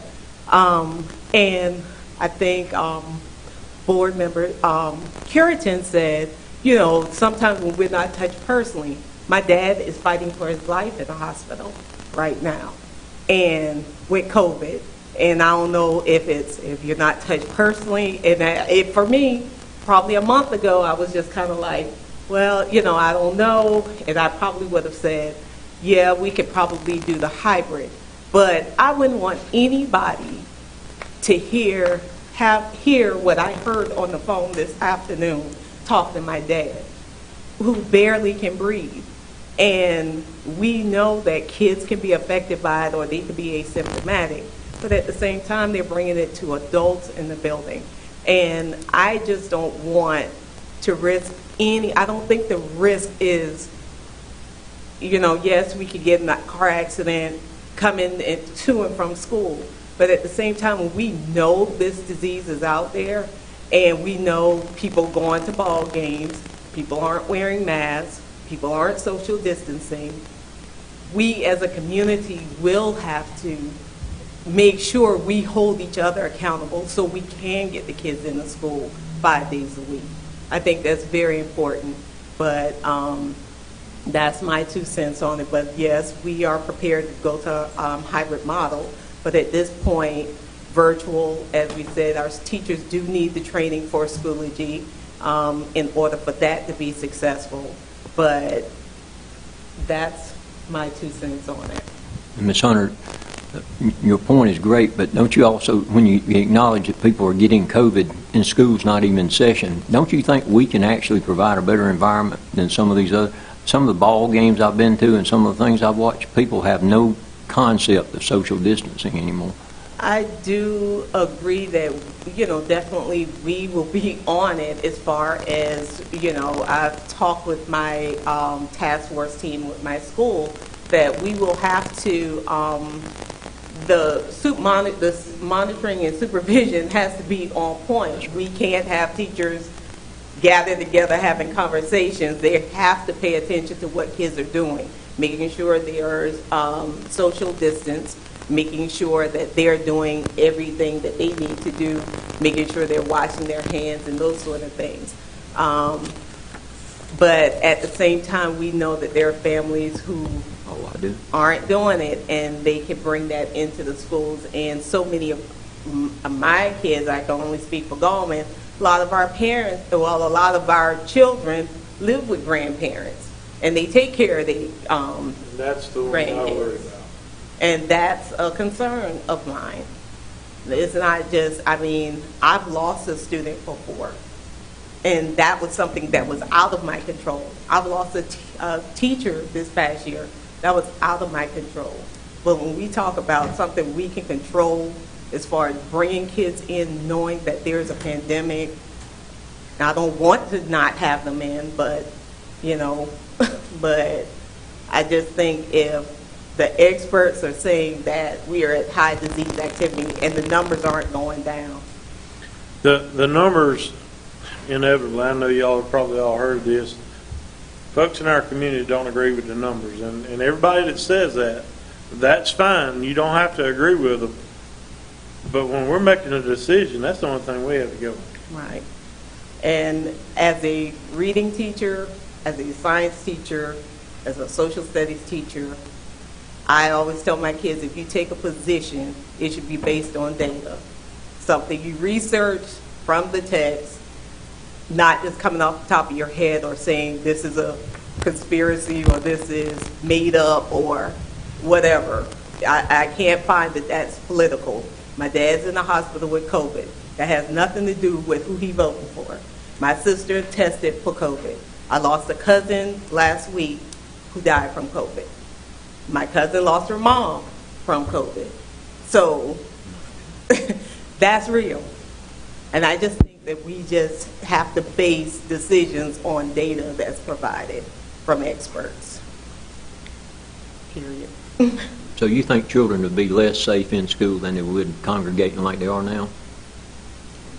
I can't control, I always say I can't control what happens at home, on a playground or the ballpark, but Gallman Elementary is where I can control that environment. That's right. And that's even with learning. Even as a classroom teacher, I always said, I can't control what you do at home, but this environment here, I can control. So. I understand. Thank you. Thank you, Ms. Hunter. Your Dr. Dad Carey, and your family would be in our thoughts and prayers. Ms. Chaplin, do you have anything that you want to add? Ms. Chaplin is here representing Newberry Middle School today. She's assistant superintendent. You want to be the assistant superintendent, don't you? The assistant principal at Newberry Middle. Ms. Hamilton is on maternity leave, and Ms. Chaplin was kind enough to join us, so I'll give you the opportunity to weigh in as well, please, ma'am. Not much that hadn't been said, but, you know, our kids feed into Goldman, and these are the same kids that stay with grandparents. And, you know, so we just want to make sure we're safe. Yeah, we're ready to start the hybrid model. We've been doing that for several months or so, but we have to think about the logistics of that. You know, they can't stand outside and congregate anymore. Having people coming in early, those bus rides, a lot of our kids are bus riders. So just having those things in place and knowing what we need to do for them. But we are ready, but it's still some planning to be done. Okay. Thank you, ma'am. You could tell Ms. on the way back that you want your pay raise since I called you an assistant superintendent. All right. Ms. Lake, I think you had a question? Ms. Metz just actually, I'll let her go first. Okay. Dr. Carey, am I understanding if we as a board decided, okay, because of the numbers, they're high today, when we're making this decision on July 21st, we're high, DHEC saying if you're high activity, then you should go to a virtual model. If we should decide that today, but by August 24th, I believe is when we just voted for that calendar, if by August 24th, when students actually come, if we've had a wonderful, miraculous turn and our numbers are going down or getting close to medium, could we in fact on the 24th be opening up with a hybrid model? I think that's definitely possible. We would need, we can't turn on a dime. We can't find out the 23rd and say, surprise, now come to school tomorrow. But with enough notice, that's definitely an option. If disease activity is coming down and in the medium or close to medium range. Okay, that's what I was trying to understand. I thought that's what you all had said, that even if we opened up week 1 and we're virtual, and maybe week 1 and 2 we're virtual, but we can see, okay, week 3, we're going to be able to go ahead and move hybrid. Mm-hmm. So it's not like we're stuck, for lack of a better word, in any model. Exactly. Very fluid, depending on what the virus is doing in our county. Is that correct? Yes, ma'am, and that's why I mentioned the 2-week intervals the other minute ago when I was talking. If you look at 2-week intervals, because that's when we're getting the stats from DHEC, so we would be looking every 2 weeks at what that spread has done and making decisions at that point in time, regardless of where we start. But I think the community needs certainty. Whatever we vote on today ought to be what we tell them. This is what we're going to do, because they're waiting to hear everybody working around it. Right. I fully agree. How are we going to communicate this? We said that the deadline is July 28th, because I have, since last week, I talked with the School Improvement Council Chairman at Premier Garmany, contacted me, and very concerned, lots of parents, very concerned, feel like they're not getting the kind of communication that they need. Well, we haven't had a plan to communicate to them until after this meeting, and hopefully there's something in place. He contacted me as well, and I tried to get across that we're operating on the premise that once we tell you something, that's what we're going to do, and we're not going to have to pull it back. But I would like to see us, especially during the COVID part, I would like to see us advertise our meetings through robocall so that our parents know when we're doing this, so that they can log in. And I would also like to see an easy place on our board, the section of our website that contains the board information. I'd like to see our handouts that are okay for public consumption be placed out there so they can be made a little more aware and just communicate things just a little bit better. Well, and our plan is today, after this meeting, to push out that form, the Google form with option 1 and 2. Dr. Ware is going to push that out, just like she did the parent survey several weeks ago, so that parents will have access to that immediately and also have it shared on our website along with the new calendar. Will that call be going out as well? Because I think we need to. Yes, I'm sure she has a call planned as well. And I agree with what Mr. Ham said, because like last week when we met and we had the survey results, for example, and we were going to put them on the district website. Well, to be totally honest, I couldn't find them. I mean, I got on the website and clicked and looked, and they were there. Finally found them, and that's why I think that needs to be on the home page, some kind of, you see it right there, important COVID information or something. And I understand we've not wanted to put something out there, and then 2 days later it changes and we had to pull it back. But from what I'm hearing, and I've been getting lots of emails and texts and phone calls, parents need more information, not less. They do understand that things are changing, things change on us at a dime. I want a caveat put on that. Kind of know that this what's may happening. be subject to change. Right, exactly. You give them the information, knowing where we are right now, this is how it appears, but does that make sense? We really have got to Yes, ma'am. communicate with our parents and community. Without a doubt, and I share the same concern. As a matter of fact, I shared it with a staff member, but we have got to take a look at our website because we've got to get some prominent things that are out there that are more, instead of doing 3 clicks or going to 3 tabs, it needs to be out there for everybody to be able to click on and get information. So we'll get our web advisors to work on that. Okay.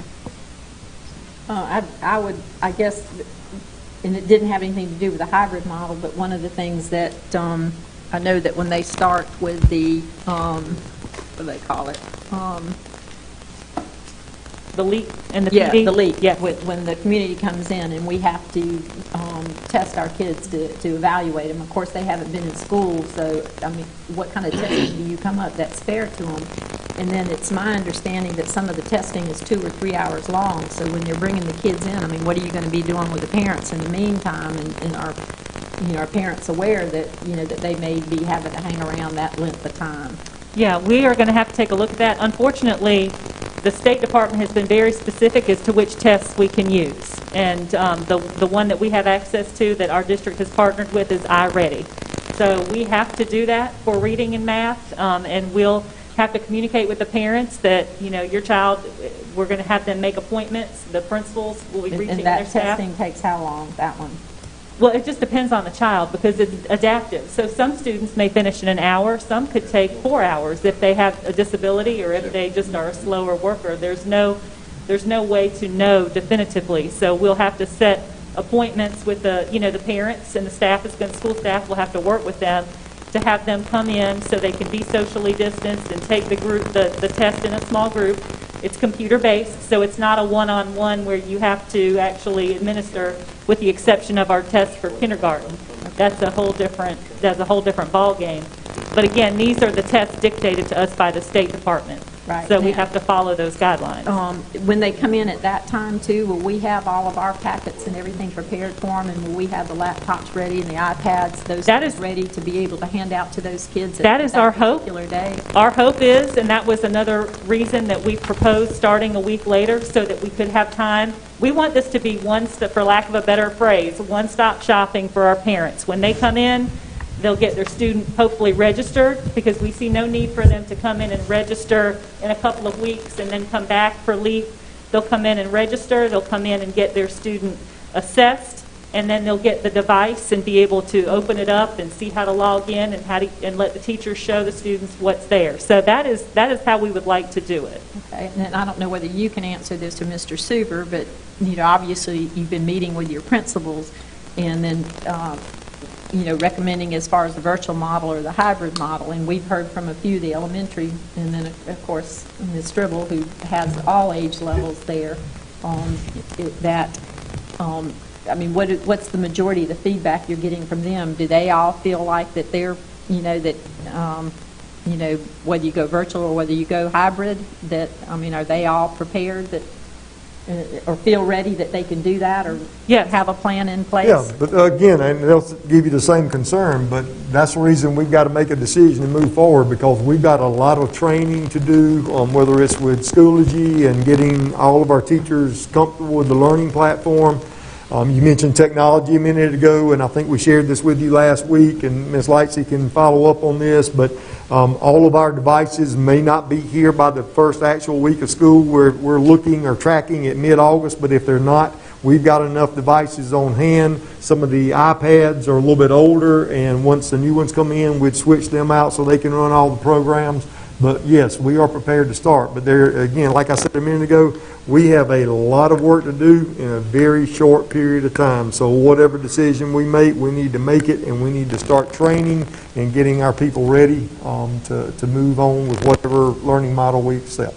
Okay, and I guess the technology department, I don't know how many employees that you have in that, but enough that we can get somebody in all the schools and making sure that... Well, they've been doing that.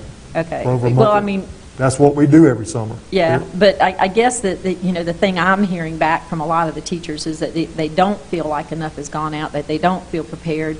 Some of them have told me that they've tried to use their school emails to be able to get in to check, just to kind of play around with the Schoology. Well, it's blocked.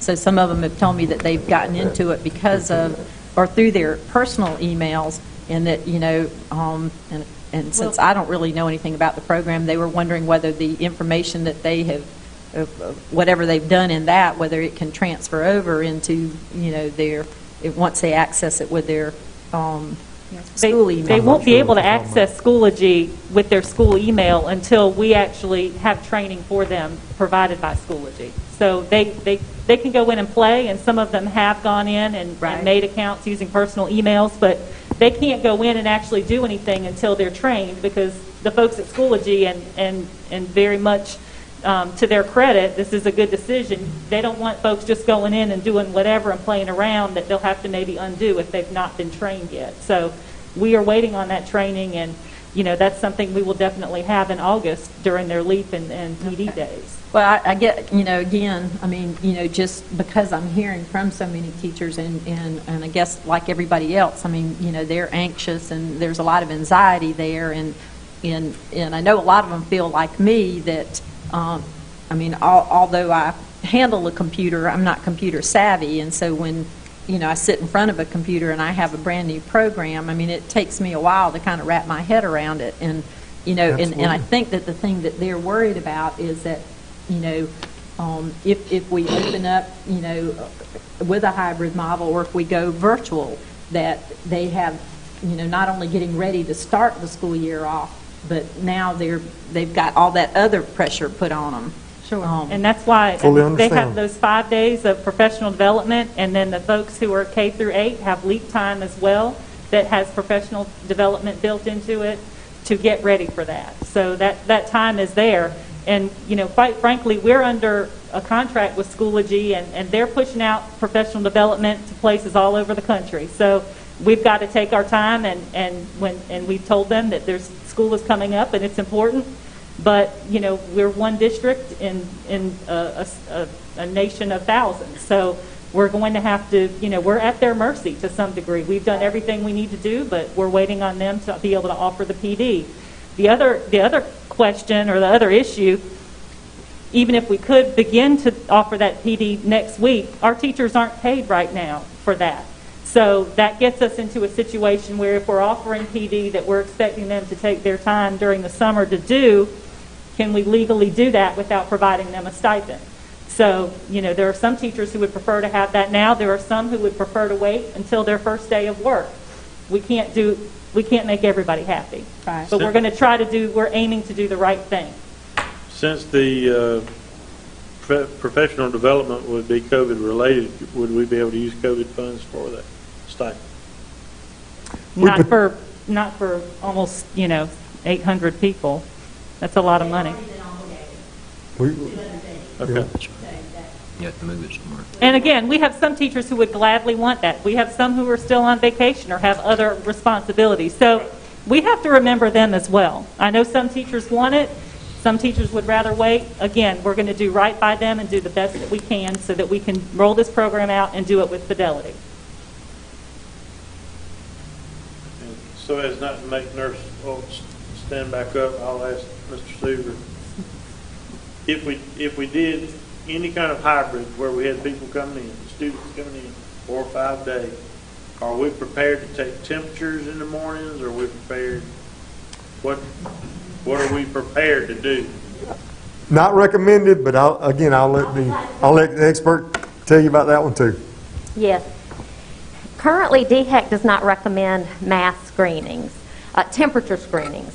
We will be asking all families to self-screen prior to coming to school because we'd rather them screen for symptoms prior to coming and not even come into the building.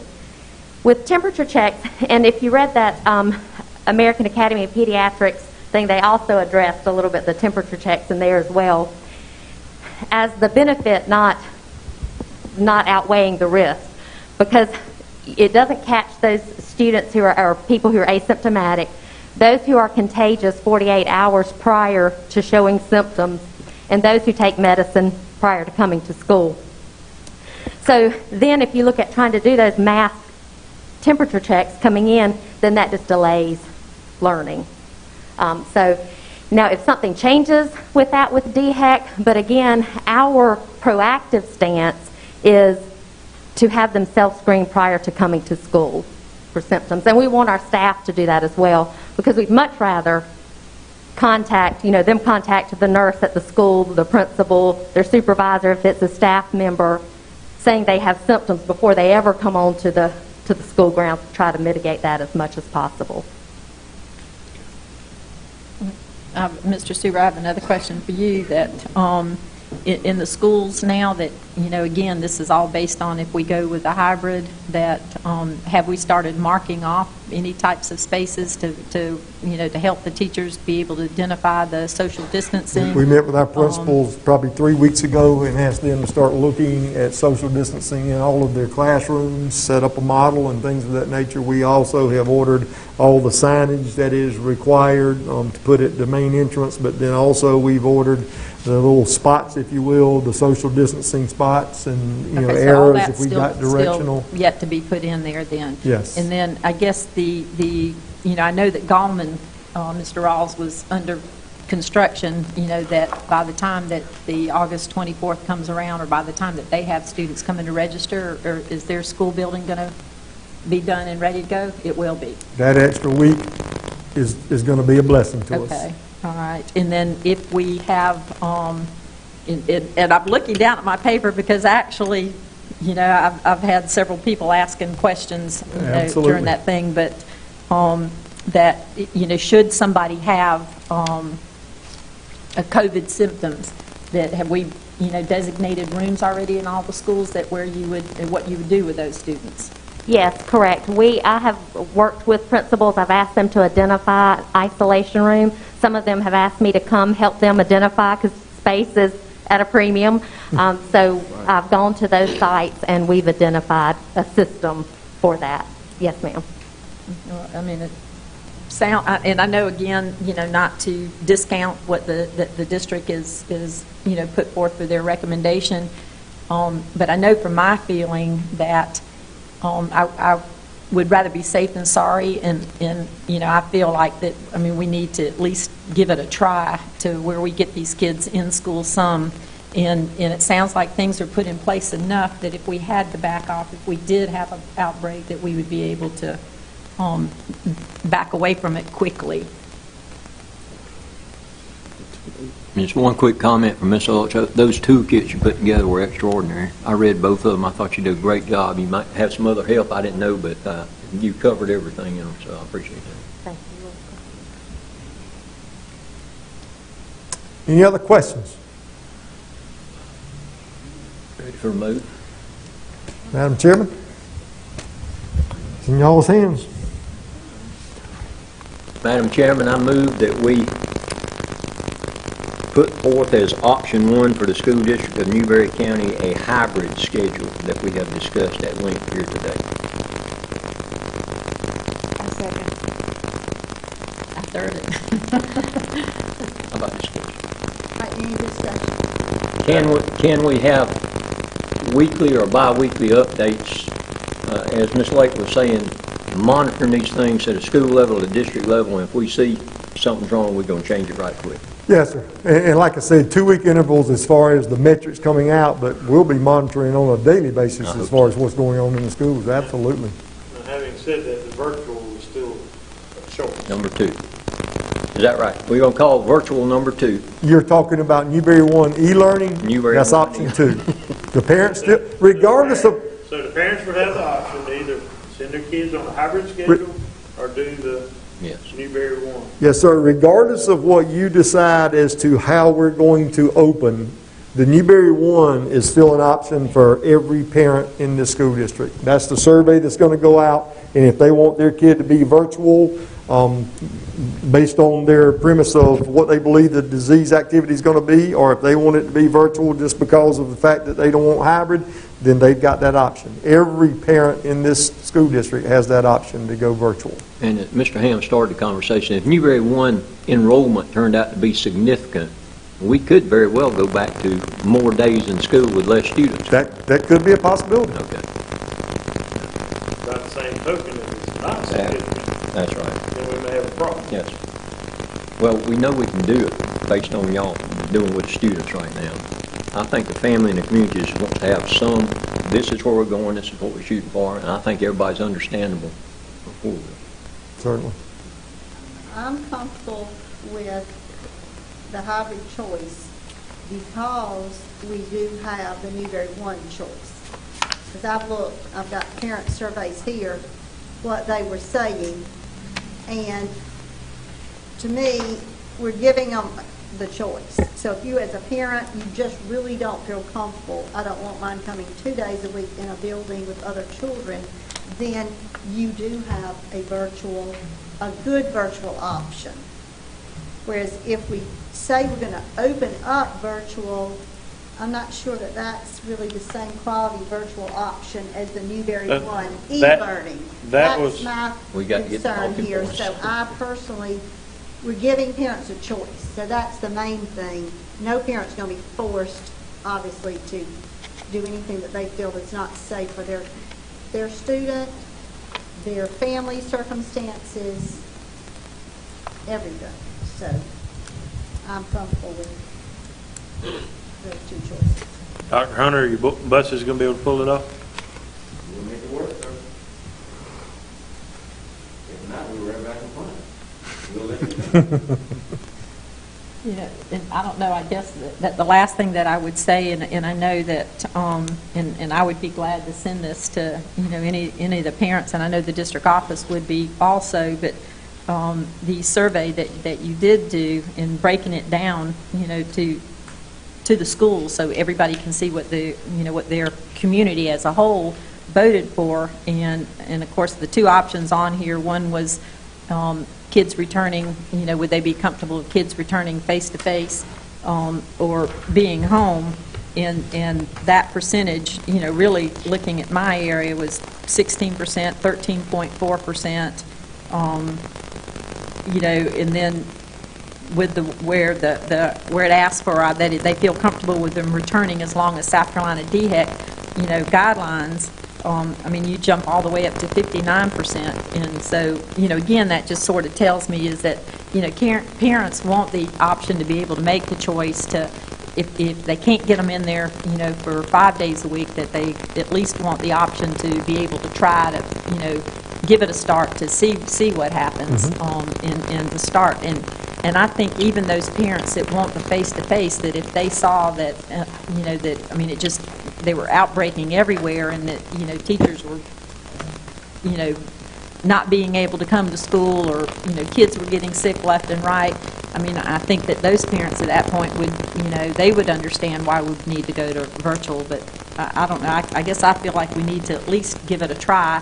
I'm not comfortable with doing the 5-day because there's no way that we can social distance in all the data that I have looked at in you know, medical, you know, not just looking at the online medical stuff, but, you know, I contacted several people at our county hospital, and you know, the bottom line is unless we can, you know, make it mandatory for everybody to wear a mask, and we can social distance, that, you know, that if we put them in crowded classrooms, we're asking for trouble.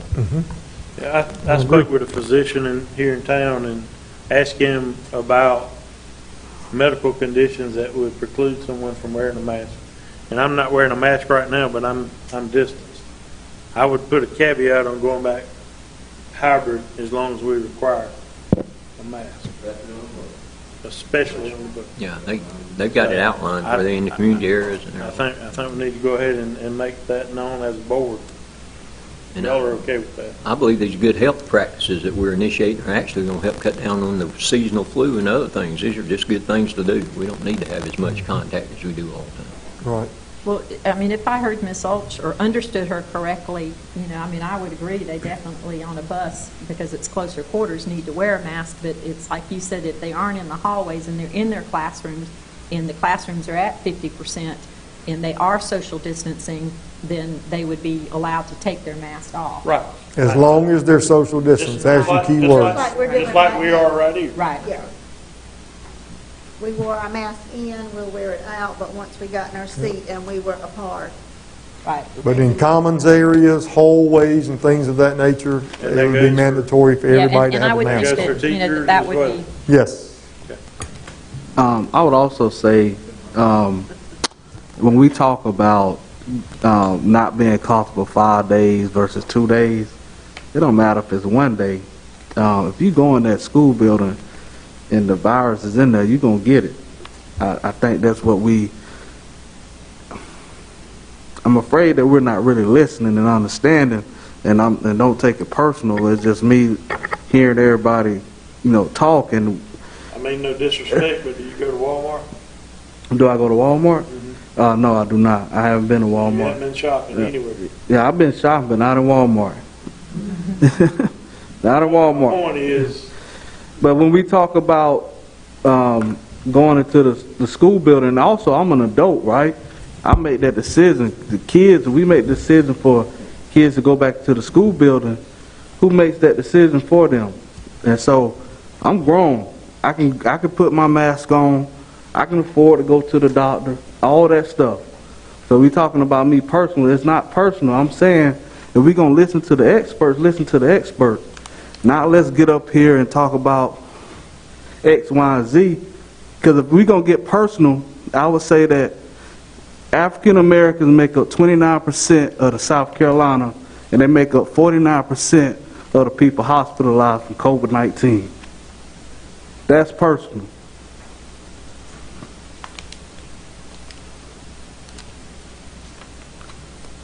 What are the consequences if students do not wear the mask? When you stated earlier that, some parents they're not wearing a mask, what would be some consequences that you guys think would be, I guess, for those students who decide not to wear the mask? I know that's on a building level, but I would like to get some input from you all. I think that's a great question. That's been the problem with having mask ordinances is how do you enforce it? And so how do we enforce it on buses? So I might go to a principal and say, what can we do? What is the... Because some of them don't wear ID. So we got And you told us about so it. you tell me how we're going to... No, you're exactly right. That's a great point. Well, Dr. Hunter, I would say, if it's mandatory that they wear a mask on the bus, and if that child comes out of the house without a mask on, I wouldn't let them get on the bus. Yeah, the problem with that is... If it's mandatory. Yes, ma'am, I understand, but my point is, a bus driver sitting out there at 5:30 in the morning, 5:45, and it's dark, and there's a second grader standing on the side of the road, and you don't know whether there's anybody going to be in the house or whatever. And we've already had this discussion. We will have temporary masks on the bus, and if a kid steps, we will provide a mask, and they will put them on. But they will be required to wear the mask on the bus, and if they don't wear the mask, then the parent can transport them to school. I mean, I hate to say that, but we've got a responsibility to keep every child and the driver of that bus safe. That's getting protecting you. That mask is protecting me. Yeah, have the extra masks on the bus for them, and make sure they wear them. Exactly. I think what you said would work, because if that morning the little second grader didn't have the mask, you can't leave them on the side of the road. No. I totally agree, absolutely not. But we would have the mask to put them on the bus, depending on whether the child, whatever, that day you just don't have to take them to school, but then that's when the parent gets contacted to say, child didn't have a mask. If they're out there like that, you can't take them to school, you're going to be responsible for taking them to school. I'm assuming that responsibility would fall back on the principals of the school, not the bus driver or transportation. Principals. Let me apologize about that remark I said about leaving them aside the road, or no, we would. Hopefully, we can provide a mask for them, have some extra masks on the bus, so I apologize for And saying that. no problem. And we've already ordered, again, we are way ahead of the curve as far as PPE goes. We've ordered masks galore. We actually had a meeting the other day about ordering some small to medium masks because we're finding out that the big ones don't necessarily fit the little ones. And to be perfectly blunt, the smaller ones that the state of South Carolina sent us and use their COVID money on, virtually nobody can wear them. They're so small. We have to do something with those. We've already, Mr. Gresham, we've already placed that order, and I think Trish is looking at some other masks. We'll have those in place as well. And then we'll have plenty of temporary masks that will be in all of the offices of the school buildings. So if a child or a parent forgets a mask, because we do it, we all do it. I mean, we pulled up to Publix Saturday, I reckon it was, and I got all the way to the door, and I said, golly, I forgot my mask, so I had to go all the way back to the vehicle and get it. But I have one. But children forget pencils. I mean, they forget kids at school. We know that's going to happen, but we're prepared for that. But, I mean, I think that's a good option that I mean, you know, you give them the mask temporarily, you call the parents and tell them, you know, I mean, they didn't have a mask. If they don't have a mask, for the safety of everybody else on the bus, if they're going to ride, they wear the mask. I mean, the same thing if you know, like, you know, because I know last week Ms. Westwood was talking about how narrow, and of course my kids went there, so I remember how narrow the halls were in Mid-Carolina Middle School, and so, I mean, you can't properly social distance there. So, I mean, to me, it would be, you know, at that point, you know, for the safety of everybody else, and I'm not sure which one of the board members, oh, Jody, I think, said it, that, you know, that you don't wear the mask for yourself, you wear it for somebody else. And that's something we've got to get across into our society. That mask is respectful of others. Right. And actually, if we teach that, which I'm sure we will, our children in the school, the ones that are there, we will be, you know, teaching them and, you know, all this, that it could hopefully play back when they get home to their adult parent, grandparents, whoever, you know, you should wear your mask because, you know, well, children do that. They will certainly come home and correct you as an adult if their teacher has told them. Well, I know the Publix in Chapin, I was in there the other day, and they were not only adults in there, but the adults that had their children, all the children had on masks too in there. My telephone will probably ring off tonight. People calling me to tell me about the remark I made, so that's why I had to apologize. Ms. Reader, the signature's already and you're okay. I call for the question. Call for the question, Madam Chair. Sir? I call for the question. Okay. All right. All those in favor of option 1 being begin school with a hybrid model, and then option 2 for parents would be the Newberry 1 e-learning model. All those in favor? Aye. Aye. That's where I am for option, for both options, or? Well, that's what the parents get the choice, right? Okay. I got it. will open up their option 1 for the opening Okay. of school. All right, I get it. Hybrid model, and their option 2, Okay. their second choice would be that they I just would be in wanted to the make sure that, you know, for everybody With that's the caveat listening, that they understand that parents do get the option of at least starting out the hybrid or the going to the Newberry e-learning. 1 That's correct. e-learning, and hybrid, of course, we will have mask Okay. guidelines in place in our Okay. school for buses that you will follow if you choose the hybrid. And we will push out that e-learning survey tomorrow morning, Dr. Carey. Is that correct? Tonight? Great. Perfect. And if those numbers come back tremendously high, of course, we're meeting Monday. We meet Monday, regular session, yes, sir. All right, so all those in favor? Aye. All those opposed? Nay. All right. Okay. Thank you. Appreciate it. All right, and we appreciate everybody's help and patience, and, you know, look forward to how we're going to change that web page, the district, and get information out to our parents. That would be a very big plus. All right.